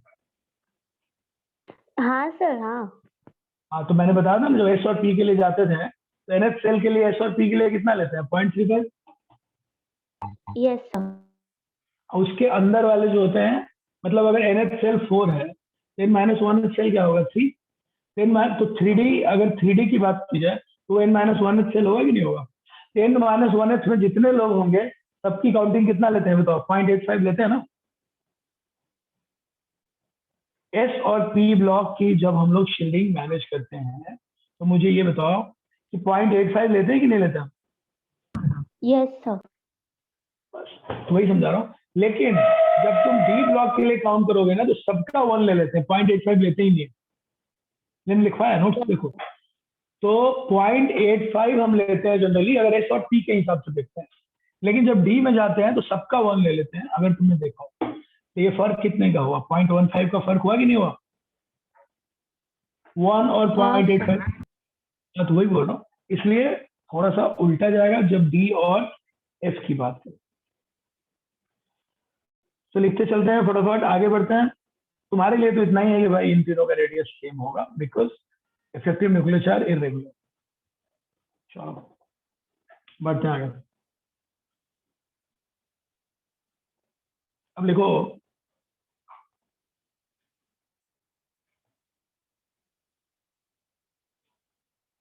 सारे जो मैं लिखवा रहा हूँ वो सब एक्सेप्शन, और ये हमको याद रखना। फॉर कॉपर एंड जिंक, चलो ध्यान देंगे किसकी बात चल रही है? Copper and zinc. सब लोग इलेक्ट्रॉनिक कॉन्फ़िगरेशन कॉपर का सोचेंगे, मैंने लिखवा देता हूँ। The fully filled d orbitals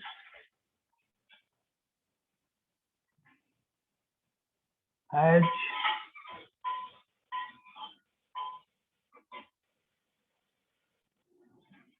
symmetrical distribution of it.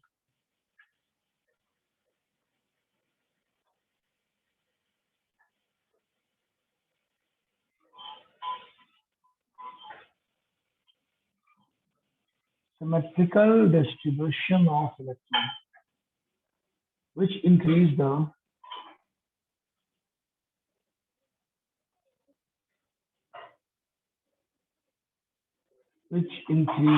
the shilling.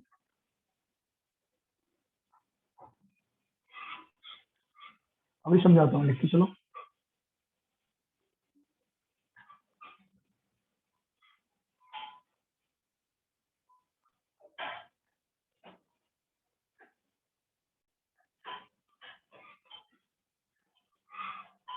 On the outermost electron,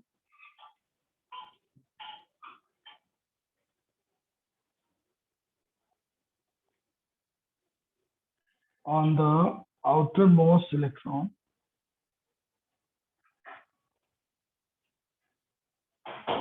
and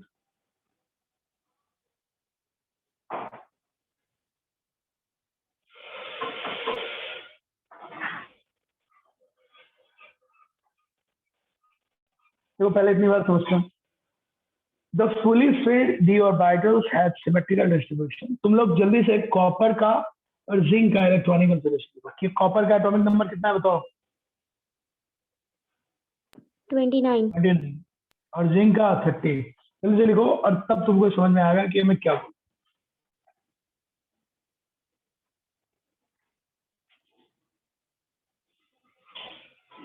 जल्दी लिखो।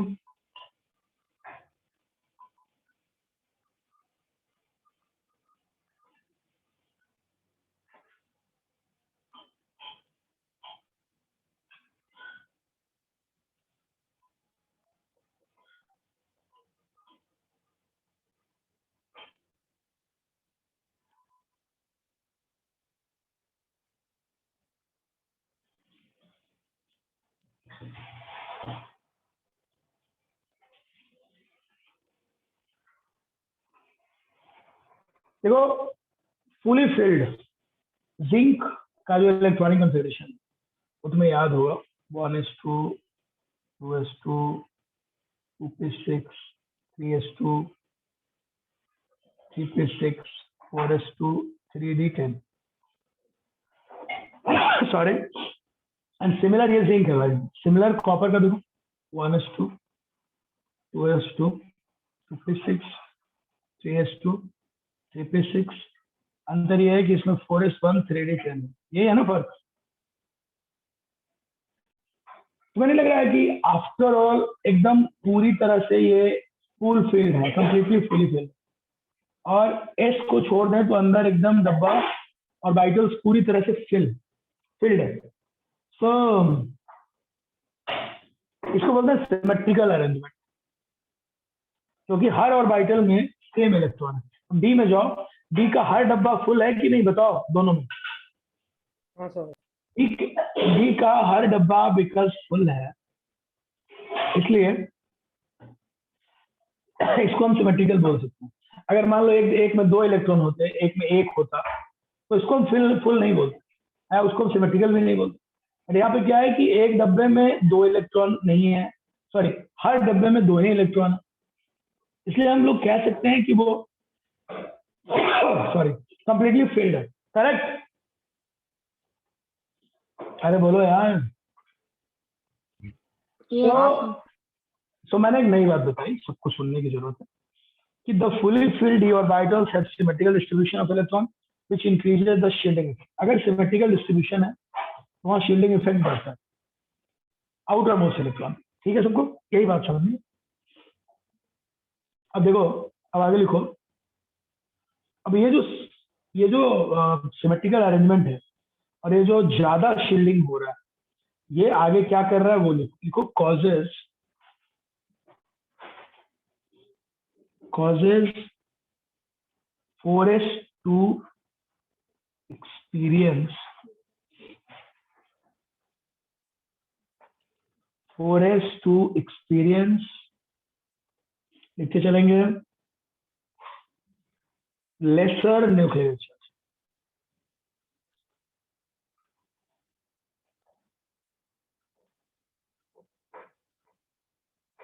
लेसर न्यूक्लियर चार्ज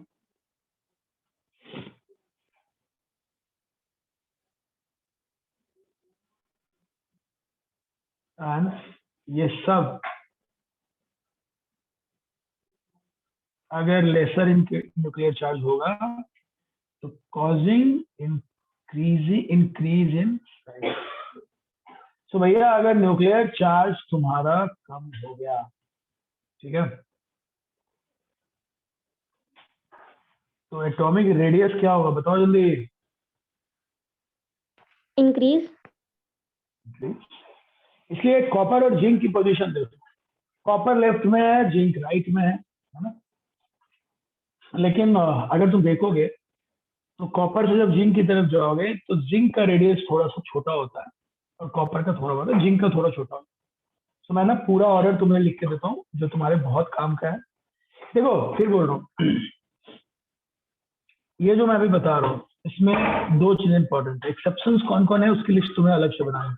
अगर तुम लोग क्या करो ना, घर पे ना एक बड़ा सा पोस्टर जो है पीरियोडिक टेबल का खरीद लो सबके सब, या खुद ही बना लो, कलाकार टाइप के लोग खुद बना ले, अच्छे से पेंट वेंट करके बढ़िया कलर यूज करके बनाओ और दीवार पे चिपकाओ वाल।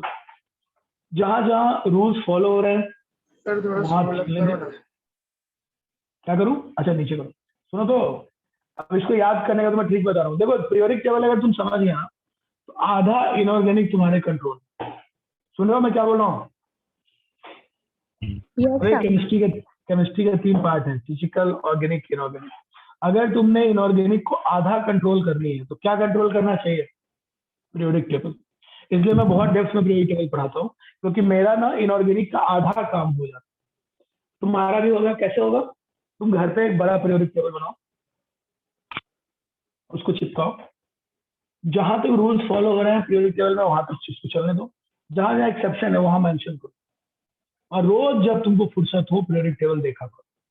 जब तुम किसी काम में बोर हो गया, मैथ पढ़ते पढ़ते बोर हो गया, फिजिक्स पढ़ते पढ़ते बोर हो गए, तो थोड़ा मुस्कुराने के लिए पीरियोडिक टेबल देखो कि यार ये क्या बकवास है, कितना बढ़िया रूल चल रहा था और ये बताइए ये एक्सेप्शन ने बर्बाद कर दिया। देखो दुनिया में ना किसी चीज को कैसे देखते हैं ये हम पे डिपेंड करता है। या तो हम इसको फ्रस्ट्रेट होकर देखें कि ये क्या बकवास है, ये हमारे हाथ में, कि हम उसको फ्रस्ट्रेट होकर देखते रहे कि ये क्या बकवास है यार, ये इतना बढ़िया रूल है, बार बार चेंज होते रहता है, कितना याद करूं। या तो हम फ्रस्ट्रेट जब हो तो मुस्कुराने के लिए देखें कि ये क्या है यार, मतलब अच्छा मजाक है, कितना बढ़िया रूल चल रहा था और ये बढ़िया मजाक है यार, ये बार बार एक्सेप्शन आ जाते हैं। तो लेकिन अगर तुम्हारे रूम में रहेगा, पोस्टर बने होंगे, वहां बार बार तुम एक्सेप्शन देखोगे तो तुमको याद हो जाए। यकीन मानो अगर तुमको ये बात याद हुआ तो मेरे भाई तुम सबके बहुत काम आएगा। आगे चल के तुमको बहुत सारी चीजों में इतना फायदा होगा, तुम कहोगे हाँ यार सर ने तो सही कहा। इसलिए इनऑर्गेनिक को अगर कंट्रोल करना है भाइयों तो स्ट्रेटजी बदलना होगा। स्ट्रेटजी ये है कि हम इसको थोड़ा अलग तरीके से करेंगे, थोड़ा ज्यादा अटेंशन देंगे। एक तो हमारी लाइफ में कुछ लोग होते हैं ना सबकी लाइफ में, जो बात बात पे सर 2 मिनट आगे कर लो, सर सिर्फ 1 मिनट देना बस। तो हम उनको कैसे हैंडल करते हैं? ज्यादा अटेंशन देते हैं, उनके बारे में ज्यादा बातें करते हैं, उनकी चीजों को ज्यादा ध्यान देते हैं, ज्यादा एड्रेस करते हैं। इनऑर्गेनिक भी ऐसे ही है, तुमको थोड़ा ज्यादा ध्यान देने की जरूरत है, थोड़ा ज्यादा एड्रेस करो, काम हो जाए। और इसका टेक्निक ये है कि घर में बड़ा पोस्टर लगाओ और ये सारे एक्सेप्शन को लिखो। फ्रस्ट्रेट नहीं होना हम लोग को, ठीक है? सर ये 3D के सिमेट्री वाला समझाओ ना वापस एक बार। अब समझा रहा हूँ कि 3D में 10 इलेक्ट्रॉन है, तो पांचों डब्बा देखो, क्या ये सिमेट्रिकल नहीं है? ठीक, तो 5 ही है ना, ये देखो।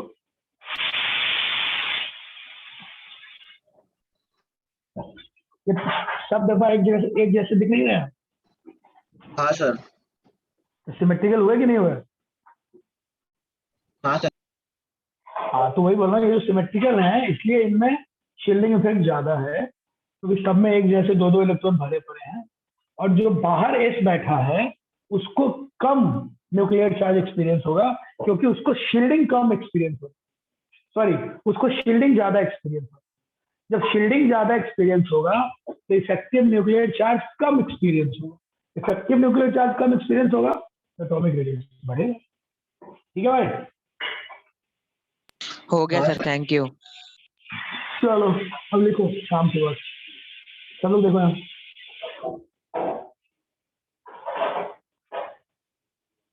Scandium, titanium, vanadium, chromium, manganese, एफी, CO,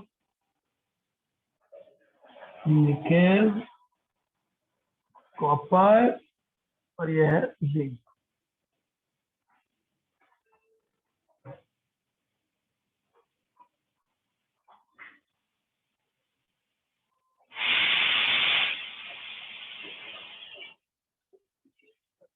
तो यहाँ से यहाँ तक स्कैंडियम टू मैग्नीशियम, जब तुम लेफ्ट टू राइट जाओगे तो रेडियस थोड़ा थोड़ा घटेगा। ठीक है? इन तीनों के केस में मैं पहले ही बोल चुका हूँ क्या रहना है।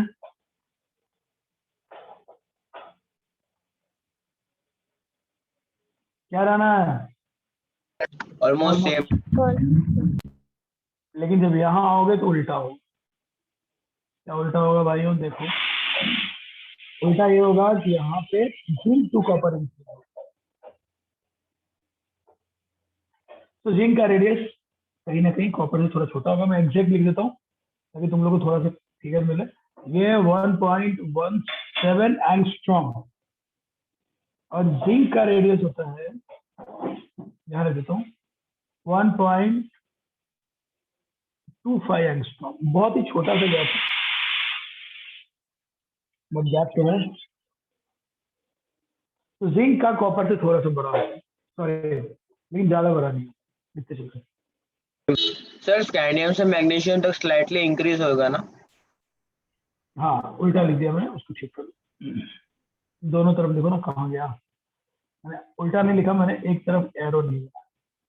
तो स्लाइटली इंक्रीजेस, उतना बड़ा इंक्रीमेंट नहीं होगा जितना होगा, लिखते चलो, जबकि होना चाहिए था डिक्रीजेस ना। जिंक सबसे राइट में है, उसका एटॉमिक रेडियस सबसे छोटा होना चाहिए, बोलो जल्दी। बट हो क्या रहा है, जिंक का ही थोड़ा सा बढ़ रहा है, गलत बात है ना, रूल टूटता नजर आ रहा है। तो ये पूरा पीरियड ही जो हमारा है ये वाला, ये पूरा बिखरा हुआ है, कहाँ रूल फॉलो टाइप हो नहीं रहा। तो देखा जाए तो रूल यहीं तक फॉलो हो रहा था मैग्नीज तक, इसके बाद तो पूरा गड़बड़ नहीं। तो हम स्टूडेंट का काम क्या है, इसको रटना, बड़े पोस्टर पे लिखना, बार बार चेक करना, एग्जाम में ये याद होना चाहिए। याद करना भी आर्ट है यार, आर्ट है।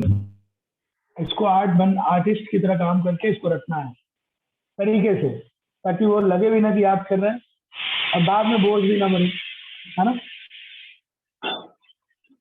क्लैरिटी सबको आ रही है कि नहीं?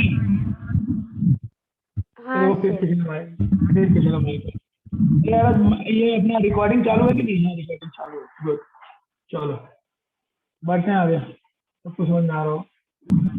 सर हाँ बोलो बोलो बोलो बोलो। सर स्कैंडियम में मैग्नीशियम इंक्रीज होता है कि डिक्रीज होता है रेडियस? अरे रेडियस जो है वो डिक्रीज होता है, सॉरी मैंने ये लगाना भूल, ये फॉलो करता है, मैंने कहा ना ये रूल फॉलो करते हैं, लेफ्ट टू राइट डिक्रीज होना चाहिए और डिक्रीज होता है, गड़बड़ जो है वो बाद में होता है। लिखते चलो, यहाँ तक रूल फॉलो हो रहा है, ठीक है।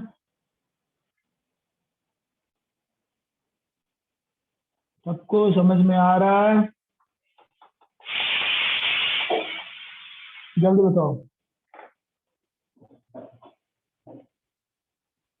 Yes sir.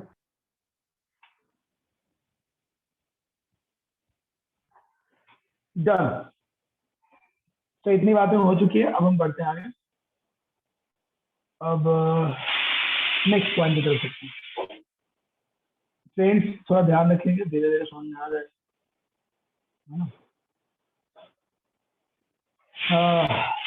अब सुनो, इसमें और भी चीजें आएंगी, एक एक करके इसको हम पढ़ते चलेंगे। अब लिखो लेंथ, अभी जो नया टॉपिक हम तुम्हें पढ़ाने जा रहे हैं वो है, सब लोग लिखेंगे, लेंथेनाइड कॉन्ट्रैक्शन। इसी पे बेस्ड है और इसकी जरूरत पड़ेगी।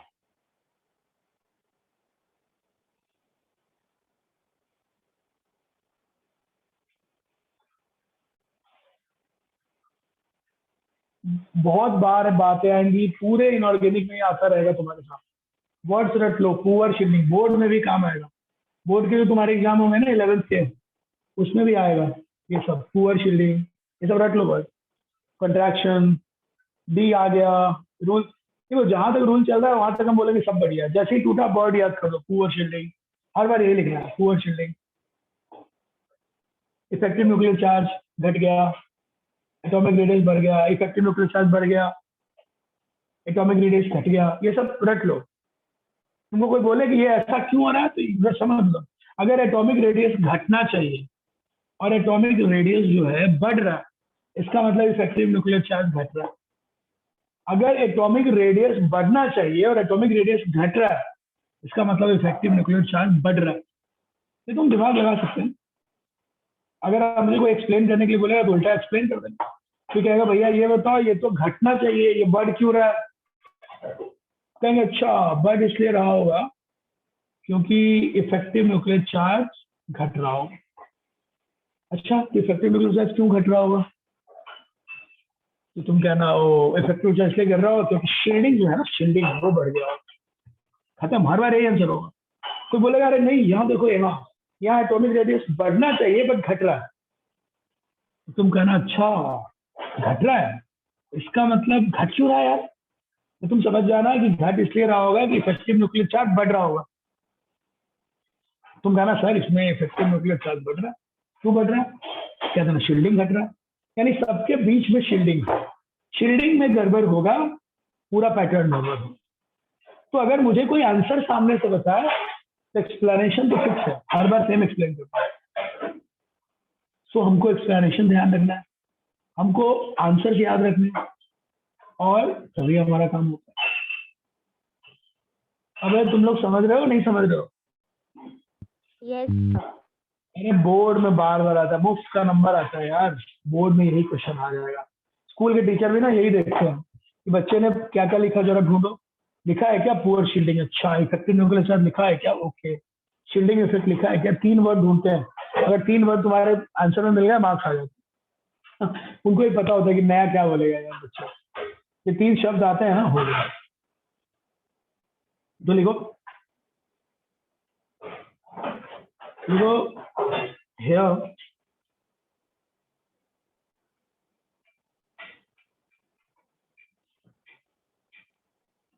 या लिखो 4f। अब देखो डी के बाद हम 4f की तरफ बढ़ते हैं, एफ लिखो। पहले ही बोल चुका हूँ कि डी और एफ दोनों में पुअर शील्डिंग हो, कंपैरिजन करेंगे तो एफ में ज्यादा पुअर शील्डिंग होता है, और ज्यादा, क्योंकि उसमें बहुत जगह छूटने के होते हैं, तो एक इलेक्ट्रॉन दूसरे इलेक्ट्रॉन को शील्ड नहीं कर पाता, तो उनमें रिपल्सन कम होता है। लिखो 4f electrons get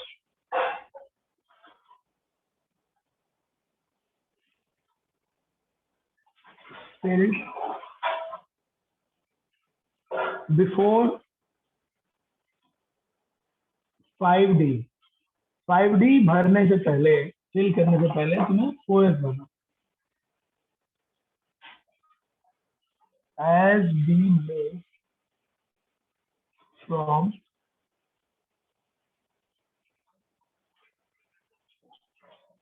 प्योरिटी। और याद करना क्यों जरूरी है, अब तुमको समझ में आएगा। जब तुम लैंथेनम से हाफनियम की तरफ जाते हो,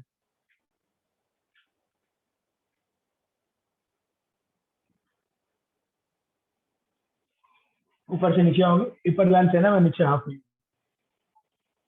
तो दोनों में अंतर यह होगा कि लैंथेनम के केस में 4f इलेक्ट्रॉन नहीं हो, बट हाफनियम में तुम्हें 4f भरना पड़ेगा, और 4f भरने से पहले तुम्हें 5d10 भरना पड़ेगा, 10 इलेक्ट्रॉन का सीधा फायदा होगा।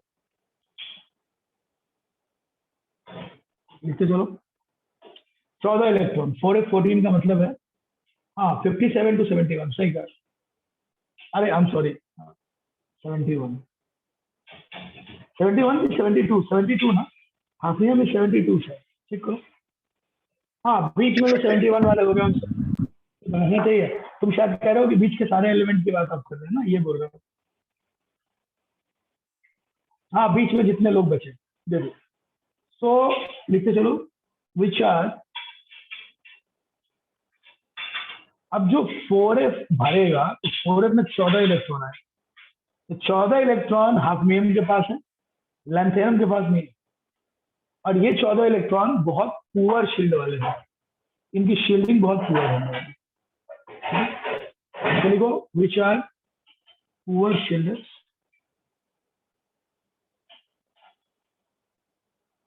which are poor shielders, which causes। अब जब शील्डिंग पुअर हो तो इफेक्टिव न्यूक्लियर चार्ज बढ़ेगा, और जब इफेक्टिव न्यूक्लियर चार्ज बढ़ेगा which causes contraction, which causes contraction of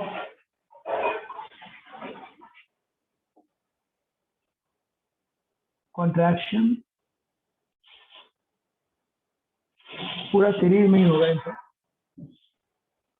of series for 5d element.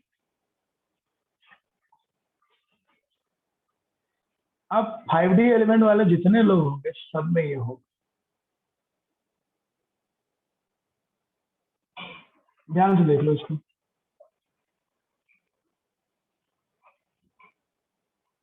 5d element में एटॉमिक रेडियस में एक बड़ा सा गड़बड़ी होगी, वो तुम्हें ध्यान रखना है।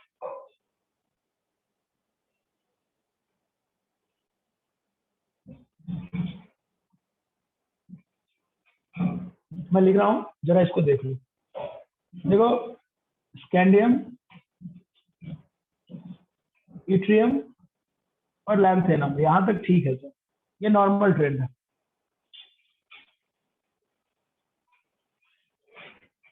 लेकिन जनरली 3D जो है वो 4D से छोटा होता है, ये भी नॉर्मल ट्रेंड है। लेकिन 5D और 4D ऑलमोस्ट सेम हो जाए, ये नॉर्मल ट्रेंड नहीं है।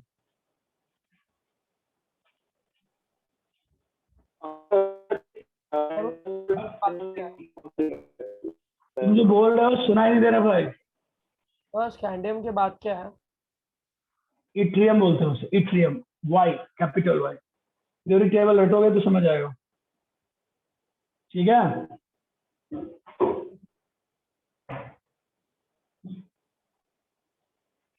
इसलिए बोल रहा था पीरियोडिक टेबल याद कर लो, तुम लोग यार बात समझते नहीं, दिक्कत तो होगी।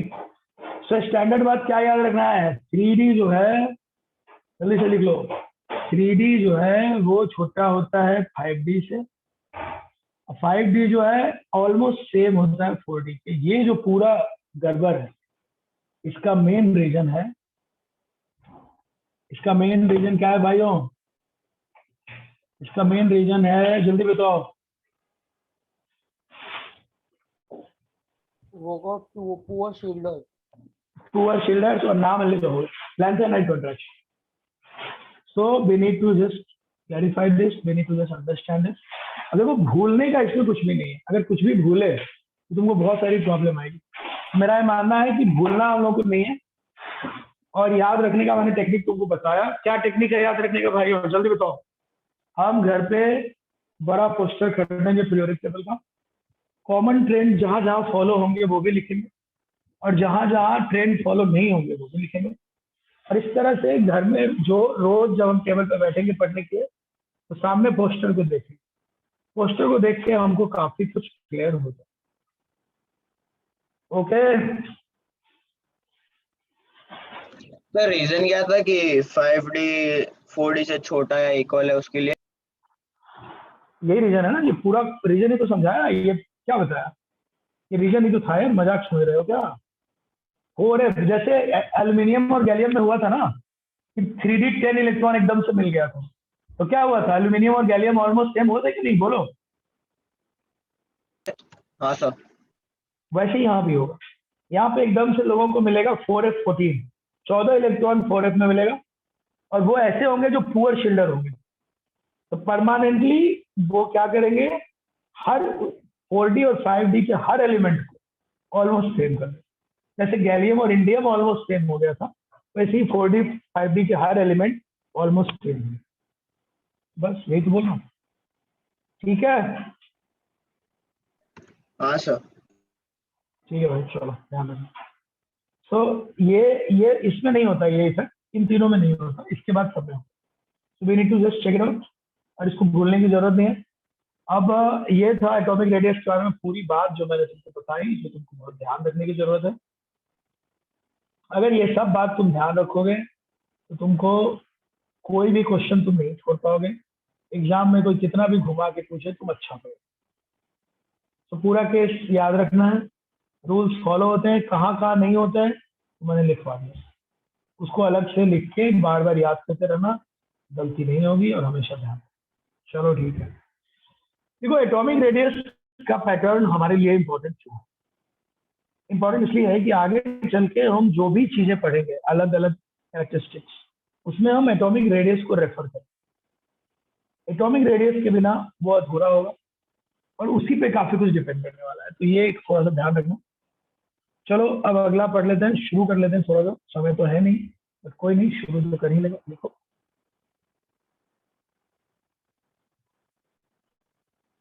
तो लिखेंगे आयनाइजेशन, जो हम लोग अब पढ़ने वाले हैं। नेक्स्ट, तो एटॉमिक रेडियस खत्म हो गया। अच्छा, आयनिक रेडियस पढ़ना है क्या तुम लोगों को? अच्छा रुको यार, आयनिक रेडियस भी थोड़ा सा पढ़ा ही देता हूँ मुझे, ऐसा ना हो कि फिर रह जाए ये। रुक जाओ 1 मिनट रुक जाओ तुम लोग, ये इसको हटा दो, एक टॉपिक और छोटा सा ले लेते हैं। देख लो, ये भी समझ में आ जाएगा। तो देखो आयनिक रेडियस, ध्यान से देखो, M3 minus O2 minus F minus Na plus Mg2 plus Al3। इन सबको ध्यान से देखो सब लोग, बताओ इनमें क्या कॉमन है, इन सब में क्या कॉमन है भाइयों? Number of electron. या बहुत बढ़िया, ये सब आइसो इलेक्ट्रॉनिक।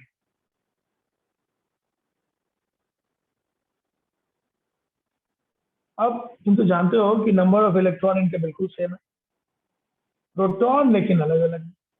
अब बताओ, अगर तुम थोड़ा सा ध्यान दो, इसमें बहुत सारी चीजें यहाँ पे क्लियर होगी। बात अगर प्रोटॉन की कीजिएगा, इसके पास 7 है, इसके पास 8 है, इसके पास 9 है, इसके पास 11 है, इसके पास 12 है, इसके पास 13 है। और इलेक्ट्रॉन की बात की जाए तो सबके पास 10।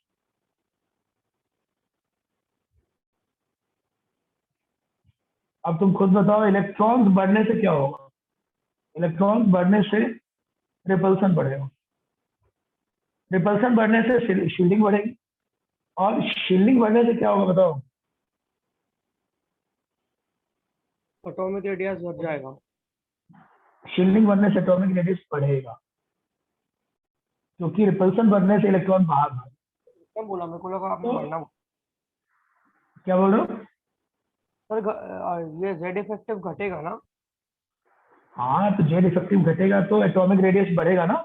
जेड इफेक्टिव और एटॉमिक रेडियस उल्टा होता है ना। ओके, तो टेक्निकली इन सबके पास इलेक्ट्रॉन सेम है, और प्रोटॉन जो है बढ़ता है। तो प्रोटॉन बढ़ने से क्या होता है? प्रोटॉन मतलब होता है जेड। जेड अगर बढ़ रहा है तो क्या होगा? जेड बढ़ने से इफेक्टिव न्यूक्लियर चार्ज क्या होता है? अरे बढ़ता है ना, और इलेक्ट्रॉन बढ़ने से इफेक्टिव न्यूक्लियर चार्ज घटता है, इसमें कोई डाउट नहीं। सो इसका मतलब है कि इफेक्टिव न्यूक्लियर चार्ज बढ़ रहा है। तो रूल याद रखेंगे, एटॉमिक नंबर बढ़ने से इफेक्टिव न्यूक्लियर चार्ज बढ़ रहा है, और इलेक्ट्रॉन सेम है ना। तो शील्डिंग वाला फैक्टर सब में सेम है, सबके पास इलेक्ट्रॉन तो सेम ही है। बोलो। हाँ सर। अरे जब इलेक्ट्रॉन ही सेम है तो शील्डिंग वाला फैक्टर तो सेम ही है ना ऑलमोस्ट, उसकी तो कोई टेंशन ही नहीं है। इसलिए भैया एटॉमिक रेडियस जो होगा यहाँ पे वो इफेक्टिव, अब जब ये बढ़ेगा तो एटॉमिक रेडियस को घटना पड़ेगा।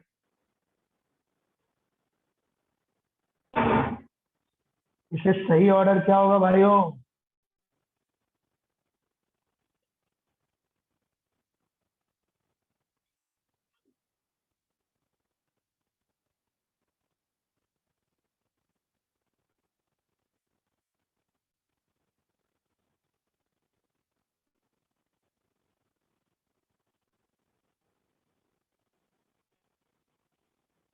ये ऑर्डर बनेगा, ये है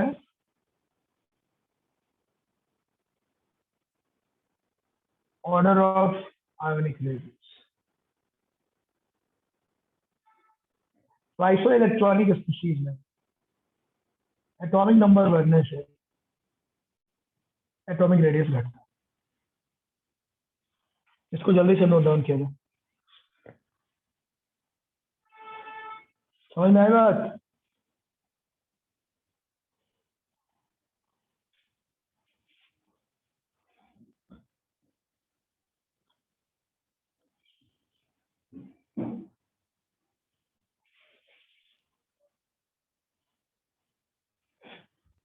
ठीक है।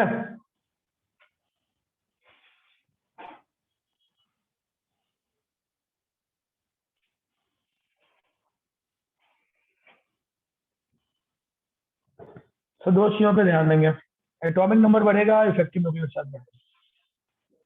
नंबर ऑफ इलेक्ट्रॉन्स बढ़ेंगे, शील्डिंग बढ़ेगा, शील्डिंग बढ़ेगा, इफेक्टिव न्यूक्लियर चार्ज घटेगा। देखो एक एग्जांपल से समझाता हूँ। देखो ये ए है और ये ए प्लस है और ये ए माइनस, सब लोग देख रहे हो हाँ सर। क्या हो रहा है? लेफ्ट टू राइट जा रहे हो तो जेड जो है वो कांस्टेंट, क्योंकि प्रोटॉन तो सेम ही है सब में, लेकिन नंबर ऑफ इलेक्ट्रॉन्स क्या हो रहा है?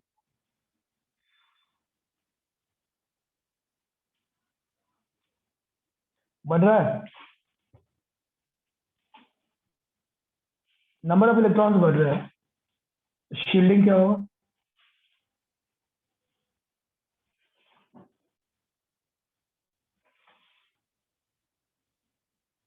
बढ़ेंगे, मतलब सिग्मा बढ़ेगा, और जब सिग्मा बढ़ेगा तो जेड इफेक्टिव क्या होगा? बोलो, घटेगा।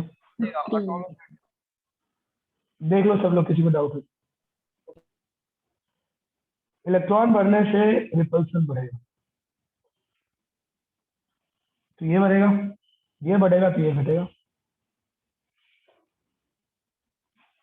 तो भाइयों एटॉमिक रेडियस फिर क्या होगा? इंक्रीज। इसलिए याद क्या रखना है, अनायंस की रेडियस सबसे बड़ी होगी, फिर किसकी होगी? कटायन की। सबसे छोटा कटायन, फिर न्यूट्रल, और सबसे बड़ा अगर किसी का रेडियस हो वो अनायन का होगा। इसलिए न्यूट्रल से बड़ा हमेशा अनायन होगा और सबसे छोटा हमेशा कटायन। रख लो इस बात, ठीक है।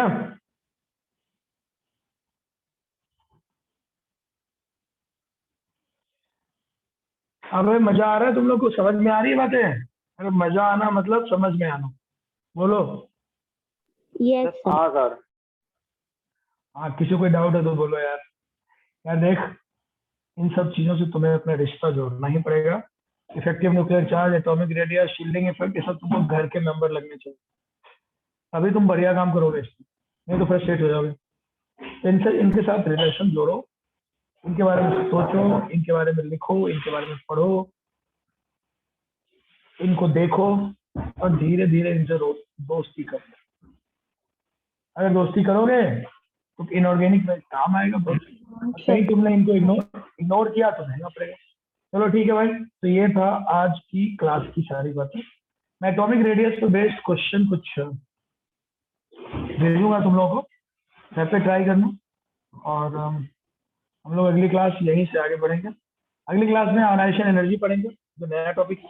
आज की क्लास की सब बातें याद करके आना, मैं कुछ क्वेश्चन भेजूंगा वो ट्राई करना, ठीक है। चलो बाय, टेक केयर, मिलते हैं next. Thank you sir, bye sir. Bye sir bye. Bye.